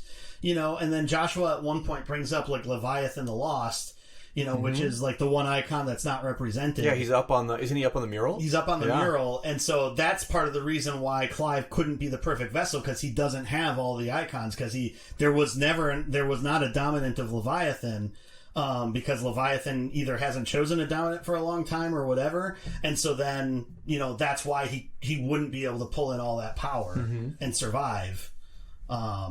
I don't know. Yeah, like I said before, I feel like all the stuff makes sense together, and they did a really good job of putting it all together.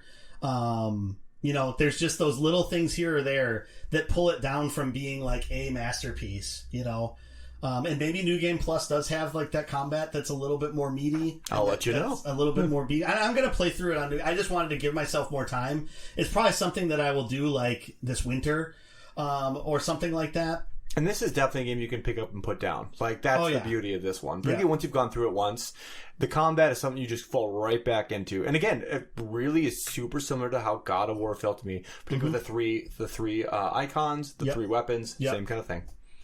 The rule of threes. Well, that is going to do it for our discussion on Final Fantasy XVI. Thank you for hanging in there with us for 13 hours of Final Fantasy, 1 hour for every installment in the mainline franchise. We'll be back next month to talk about Kingdom Hearts. Stay inside, kids.